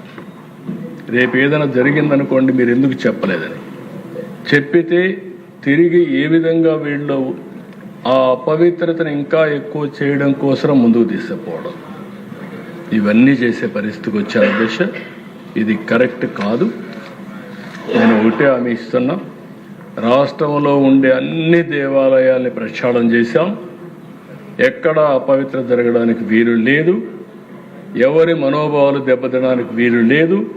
ప్రతి ఒక్క దేవాలయంలో పవిత్రత కాపాడే బాధ్యత ఎన్డీఏ ప్రభుత్వం తీసుకుంటామని మరొక్కసారి ప్రజలందరూ కూడా విజ్ఞప్తి చేస్తున్నారు. ఇంకొక పక్కన అధ్యక్ష, ఒకసారి చూస్తే బాధ వేస్తుంది. వీళ్ళ యొక్క బిహేవియర్ చూస్తే కూడా ఆశ్చర్యం వేస్తుంది. కల్తీ లడ్డుకు హెరిటేజ్ ఎందుకు తీసుకొస్తారు అధ్యక్ష? నాకైతే అర్థం కాదనమాట. నాకు ఇలాంటి ఆ రోజు వివేకానంద రెడ్డి, నేనే ముఖ్యమంత్రి, చెప్పకపోతే ఒక బాధ, చెప్తే ఒక బాధ. ఆ రోజు నిద్ర లేశాను, మా వాళ్ళు ఇక్కడే ఉన్నారు, ఐజీలు ఉంటారు, మాకంతా సపోర్ట్తో డీజీలు ఉంటారు, అందరూ ఉంటారు. సాక్షి పేపర్లోనే వచ్చింది, నేను చెప్పాను ఈ హౌస్లోని. సాక్షిలో వచ్చి గుండెపోటుతో చనిపోయాడు. అక్కడి నుంచి నాటకాలు. నెక్స్ట్ డే సాక్షాత్ ముఖ్యమంత్రి చేతిలో కత్తిపెట్టి నారాసుర రక్త చరిత్ర. ఏ ఫిక్షన్లో కూడా రాదనుకుంటాను ఇవి. అంటే ఒక వ్యక్తి చేసిన నేరాన్ని తప్పించుకోవడానికి, ఎవరి మీదైనా తోసేయడానికి సాహసం చేస్తే ఏమనిపిస్తుందో నాకు అర్థం కాదు. ఇప్పుడు హెరిటేజ్కి ఏం సంబంధం నాకైతే అర్థం కావడం. వాళ్ళు ఎప్పటికప్పుడు ఇస్తున్నారు. నేను ఎప్పుడూ చెప్పేవాడిని, మేము రాజకీయాల్లో ఉన్నాం, మీరు వ్యాపారంలో ఉన్నారు. ఒకవేళ కరెంటు కూడా అక్కడక్కడ మీరు గుర్తుపెట్టుకోండి, వాళ్ళే వచ్చి అవి డైరెక్ట్గా లైన్ ఇచ్చి ఇల్లీగల్ కరెంటు వాడుతున్నారు, మీ మీద పెట్టే పరిస్థితి వస్తుంది. ఒకసారి మేము మేనేజర్కి చెప్పి చెక్ చేసుకోమని చెప్పే పరిస్థితికి వచ్చాం. ఒక నేరస్తులు ఏ విధంగా చేస్తారు, ఇది ఒక ఎగ్జాంపుల్ అని చెప్పి మాత్రం నేను తెలియజేస్తున్నా. నాకు తెలిసి మాత్రం వాళ్ళే చేసుకుంటారు, కౌంటర్ చేస్తారు. హెరిటేజ్ ఇంతవరకు ప్రభుత్వం యొక్క ఒక్క పైసా కూడా ఎక్కడ అడిగింది లేదు, భవిష్యత్తులో అడగరని చెప్పి నేను ఆశిస్తున్నా. అది ఒక ఫ్యామిలీ బిజినెస్ కింద, లైవ్లీహుడ్ కింద వాళ్ళు ఒక ప్రొఫెషనల్ మేనేజ్మెంట్ చేసుకుంటున్నారు తప్ప బాధ కలిగి నేను చెప్పాలనుకుంటున్నా. దానికి ఒక పేపర్ ఉందని హెడ్లైన్స్లు ఇదే పెట్టే పరిస్థితి వస్తున్నారు. అంటే వీళ్ళకి ఏంటంటే డ్యామేజ్ చేయడం, బ్రాండ్ డ్యామేజ్ చేస్తే దానివల్ల వాళ్ళకి నష్టం వస్తుంది. నేను రాయలసీమలో ఒకప్పుడు చూసేవాడిని, వేద్యాలు ఆ సంస్కృతి కూడా తీసుకొచ్చింది ఎలాంటి వాళ్ళే తీసుకొచ్చారు. మనుషులు కొట్లాడుకుంటే దెబ్బలు తగులుతాయి, మళ్ళా రికవర్ అవుతారు. వాళ్ళు పండించే పండ్ల తోటలు 10 ఏళ్ళు 8 ఏళ్ళు బాగా పంట వచ్చే ఆరెంజ్ చీనీ గార్డెన్లు నరికేసేవాడు, చీనీ చెట్లు నరికేసేవాడు. ఆ చీనీ చెట్లు నరికేస్తే ఇంకా వాళ్ళు పతనం అయిపోతారు ఆర్థికంగా. అలాంటి దౌర్జన్యాలు చేసేవారు. అవన్నీ కంట్రోల్ చేశాం. ఇలాంటి పనిచేసే పరిస్థితికి వచ్చారు. ఇది కూడా నేను చాలా తీవ్రంగా ఖండిస్తున్నానని చెప్పి తెలియజేసుకుంటూ, అల్టిమేట్గా అధ్యక్ష నేను ఒకటే ఇక్కడ కోరుతున్నా మిమ్మల్ందరినీ, ఒక 10 ప్రిన్సిపల్స్తో ఈ ప్రభుత్వం ముందుకు పోతున్నాం. పేదరికం లేని సమాజం, ఉద్యోగ కల్పన, నైపుణ్యం, మానవుల అభివృద్ధి, నీటి భద్రత, వ్యవసాయ సాంకేతికత, అంతర్జాతీయ స్థాయి లాజిస్టిక్స్, ఇంధన వనరుల సమర్థత, వినియోగం, నాణ్యమైన ఉత్పత్తులు, బ్రాండింగ్, స్వచ్ఛాంధ్ర, డీప్ టెక్ ఇవన్నీ పెట్టుకొని ముందుకు పోతున్నాం. దీని ద్వారా నా ఆలోచన ఒకటే అధ్యక్ష, ప్రాసెస్ అన్నీ కూడా పర్ఫెక్ట్గా చేస్తున్నాం. ఫలితాలు ఇప్పుడిప్పుడే మెరుగైన ఫలితాలు వస్తున్నాయి. ఫలితాల్లో కూడా మీరు చూస్తే గ్రోత్ కూడా బాగా ఉంది. మీరు కూడా గుర్తుపెట్టుకోవాల్సింది 3 ప్రాంతాలకు 3 ఎకనామిక్ రీజియన్ తీసుకొచ్చాం, 5 జోన్స్ పెట్టాం, 175 నియోజకవర్గాలకు 175 ఎంఎస్ఎంఈ పార్కులు పెడుతున్నాం. ఇవన్నీ తీసుకొని నెక్స్ట్ 2047 స్వర్ణాంధ్ర, ఇది మీ అందరి మనసుల్లో ఉండాలి. ఈ స్వర్ణాంధ్ర లక్ష్యాలు మీరు చూస్తే అప్పటికి 5,80,00,000 పాపులేషన్, మీడియం ఏజ్ 40 ఏళ్ళు అవుతుంది.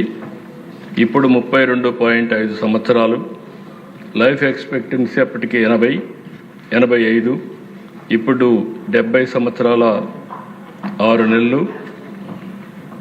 అర్బనైజ్డ్ పాపులేషన్ అప్పటికి 60%, ఇప్పుడు 36%. సోషల్ ప్రొఫైల్ వచ్చి 100% లిటరసీ రేట్, ఇప్పుడు 72. Female labour force participation 45.8 currently, ఇది 80% తీసుకెళ్ళాలి. అన్ఎంప్లాయ్మెంట్ రేట్ ఇప్పుడు 4%, అప్పటికి 2%కి రావాలి. Share of skilled work force in total work force 95%, ఇప్పుడు 20 నుంచి 30 వరకు ఉంది. ఎకనామిక్ ప్రొఫైల్ $2.2 ట్రిలియన్ ఎకానమీ, అంటే ఈరోజు 180 బిలియన్ కరెంట్లీ. దీని మీద పర్ క్యాపిటా ఇన్కమ్ $42,000, ఇప్పుడు $3,400. ఇంకో పక్క ఎక్స్పోర్ట్స్ వచ్చే $450 billion, $20.7 billion as on today. Renewable energy 75%, ఇప్పుడు 35% ఉంది. ఇందులో కూడా youth, women, senior citizen, farmer, vulnerable and tribal sections, service professionals and entrepreneurs ఒక నిర్దిష్టమైన డాక్యుమెంట్ తయారు చేశాం. ప్రతి 2 సంవత్సరాలకు ఒక్కసారి ఈ డాక్యుమెంట్ కూడా అప్డేట్ చేస్తాం. ప్రపంచంలో జరిగే మార్పులు, లేకుంటే న్యూ టెక్నాలజీస్, న్యూ నాలెడ్జ్ ఇవన్నీ తీసుకొస్తాం. అల్టిమేట్గా 2047కి నాకు ఏమాత్రం అనుమానం లేదు, భారతదేశం నెంబర్ 1 ఎకానమీగా ఉంటుంది. ఈరోజు నరేంద్ర మోడీ గారి నాయకత్వంలో 11వ స్థానంలో ఉన్న ఆర్థిక వ్యవస్థ 4వ స్థానానికి వచ్చాం. నెక్స్ట్ ఇయర్కి 3వ స్థానానికి వస్తాం. అది కూడా జరుగుతుంది. 2038కి 2వ స్థానానికి వస్తాం. అదే 47కి 1వ స్థానానికి వస్తాం. ప్రపంచం మొత్తం భారతీయుల యొక్క ఇన్ఫ్లుయెన్స్ పెరుగుతుంది, నెంబర్ 1 కమ్యూనిటీగా ఉంటారు. ఈ సందర్భంగా నా సంకల్పం, మనందరి సంకల్పం 2047కి ప్రపంచంలో తెలుగువారు మోస్ట్ ఇన్ఫ్లుయెన్షియల్ కమ్యూనిటీగా ఉండాలనేది మనందరి సంకల్పం. ఇండియాలో ఆంధ్రప్రదేశ్ నెంబర్ 1 ఎకానమీగా ఉండాలి, హైయెస్ట్ పర్ క్యాపిటా ఇన్కమ్ ఉండాలి, మెరుగైన జీవన ప్రమాణాలు ఉండాలి, వెల్తీ, హెల్తీ, హ్యాపీ సొసైటీ మనందరి నినాదం. దానికి ఒక పక్క సంపద, ఒక పక్క ఆరోగ్యం, ఇంకో పక్క ఆనందం. ఈ స్లోగన్తో ముందుకు పోతున్నాం. పోయిన సంవత్సరం కంటే, లాస్ట్ ఇయర్ కంటే 19-24 ఏం జరిగిందో మనం చూసాం. 24 నుంచి ఇయర్ ఆన్ ఇయర్ ఇంప్రూవ్మెంట్ చూపిస్తున్నాం, మెరుగైన క్వాలిటీ లైఫ్ చూపిస్తున్నాం. ఇంకా నెక్స్ట్ ఇయర్కి ఇంకా ఇంప్రూవ్ అవుతుంది. రాబోయే 5 సంవత్సరాలకు ఒకసారి తలసరి ఆదాయం డబల్ అయ్యేట్టుగా చూస్తాం. పెరిగిన ఆదాయాన్ని మళ్ళీ ఏ విధంగా చేయాలో చూస్తాం. అన్ని వర్గాలకు న్యాయం జరిగేట్టుగా చూస్తాం. అందరికీ సోషల్ రీఇంజనీరింగ్ కాకుండా సోషల్ ఈక్విటీ కూడా బ్యాలెన్స్ చేస్తాం. ఎవరైనా పేదవాళ్ళు ఉంటే వాళ్ళ మీద ప్రత్యేకమైన శ్రద్ధ పెడతాం. అదే మనందరి విధానం. నేను ఇక్కడుండే సభ్యులందరినీ ఒకటి కోరుతున్నా, నేను, పవన్ కళ్యాణ్ గారు, బీజేపీ, మేమంతా రాష్ట్రం అంతా ఆలోచిస్తే మీరు మీ పరిధిలో ఆలోచించండి. మీ నియోజకవర్గం, పార్లమెంట్లో ఉండే ప్లానింగ్ బోర్డు మినిస్టర్స్ కానీ, ఆ జిల్లా మంత్రులు కానీ మీ శాఖలు మీరు ఆలోచించాల్సిన అవసరం ఉంది. తద్వారా నథింగ్ ఈజ్ ఇంపాసిబుల్. మనం ఒక పర్పస్ కోసం ఆలోచించి కానీ పనిచేస్తే తప్పకుండా అది సాధించే శక్తి మనందరికీ ఉంది. అది పబ్లిక్ పాలసీ కూడా చేయగలిగింది. ఇక్కడ మనం మాట్లాడుకునే మాటలు కూడా ఇప్పుడు నేను చెప్పాను. ఈ సెషన్లో మళ్ళీ మీ అందరితో నేను కూర్చుంటాను, 11 to 1 కూర్చుంటానని చెప్పాను. మీరు చెప్పే ఉపన్యాసాలను వింటున్నా. క్షేత్రస్థాయిలో ఏం జరుగుతుందో మీరు చెప్పగలిగితే దాని ప్రభావం మా పైన ఉంటుంది. మన పాలసీలు కూడా రిఫైన్ చేసుకుంటాం.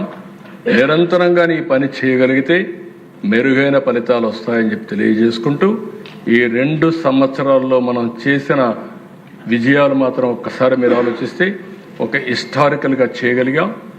దీంతో నేను చాలాసార్లు ముఖ్యమంత్రి అయ్యాను, కానీ ఈ 2 ఏళ్లలో ఈ పరిపాలన వల్ల నాకుండే సాటిస్ఫాక్షన్ నా జీవితంలో ఎప్పుడూ లేదని కూడా మీకు అందరికీ తెలియజేస్తున్నాను. ఎందుకంటే $15 బిలియన్ పెట్టుబడి ఒక గూగుల్ వచ్చాను, ఆర్సీఆర్ మిత్రులు వచ్చాడు. 20 నెలల్లో 20 లక్షల కోట్ల పైబడి పెట్టుబడులు వచ్చాయి. ఇన్ఫ్రాస్ట్రక్చర్ పెద్ద ఎత్తున ఖర్చు పెడుతున్నాం. అది చూసినప్పుడు సాటిస్ఫాక్షన్ ఉంది. ఇంకా మనం చేయాల్సిన చాలా ఉంది. దయచేసి అందరూ కూడా కోఆర్డినేట్ చేసుకోవాల్సిందిగా మరొక్కసారి మిమ్మల్ని అందరూ కోరుకుంటూ, ఆ దిశగా ఆలోచించాల్సిందిగా మరొక్కసారి విజ్ఞప్తి చేస్తూ, గవర్నరు ఎప్పుడు కూడా ప్రభుత్వం యొక్క విధానాన్ని వారి ద్వారా చెప్తారు. అలాంటి ఒక డైరెక్షన్, ఒక విధానం చెప్పిన గవర్నర్ని కానీ మనస్ఫూర్తిగా అభినందిస్తూ, నేను చూశాను ఆ దేశ వచ్చినప్పుడు ఒక్కరోజే వచ్చారు. అది ఏదో వాళ్లకు 11కి అవినాభావ సంబంధం ఉంది. వచ్చిన తర్వాత అధ్యక్ష ఆ రోజు కూడా 11 నిమిషాలు ఉన్నారు. 11 నిమిషాలుండి చూస్తూనే ఉన్నాం అక్కడ నిలబడుకున్న వాళ్ళు. ఆ ఒక్క 11 నిమిషాల్లో విధ్వంసం క్రియేట్ చేసి గవర్నర్ని కూడా ఇన్సల్ట్ చేసి వెళ్ళే పరిస్థితికి వచ్చారు. మీరు పేపర్లు దించుకోవచ్చు, కానీ గవర్నర్ పైన వేయాలనే ఆలోచన రావడం దుర్మార్గం. ఎలాంటి ఆలోచన చేశారు? దేన్నైనా సరే అప్రజాస్వామికంగా ఎవరు చేసినా దాన్ని ఖండించాల్సిన అవసరం ఉంది. దాన్ని కూడా ఖండిస్తూ మరొక్కసారి ఈ అవకాశాన్ని ఇచ్చిన మిమ్మల్ని మనస్ఫూర్తిగా అభినందిస్తూ ధన్యవాదాలు. Thank you.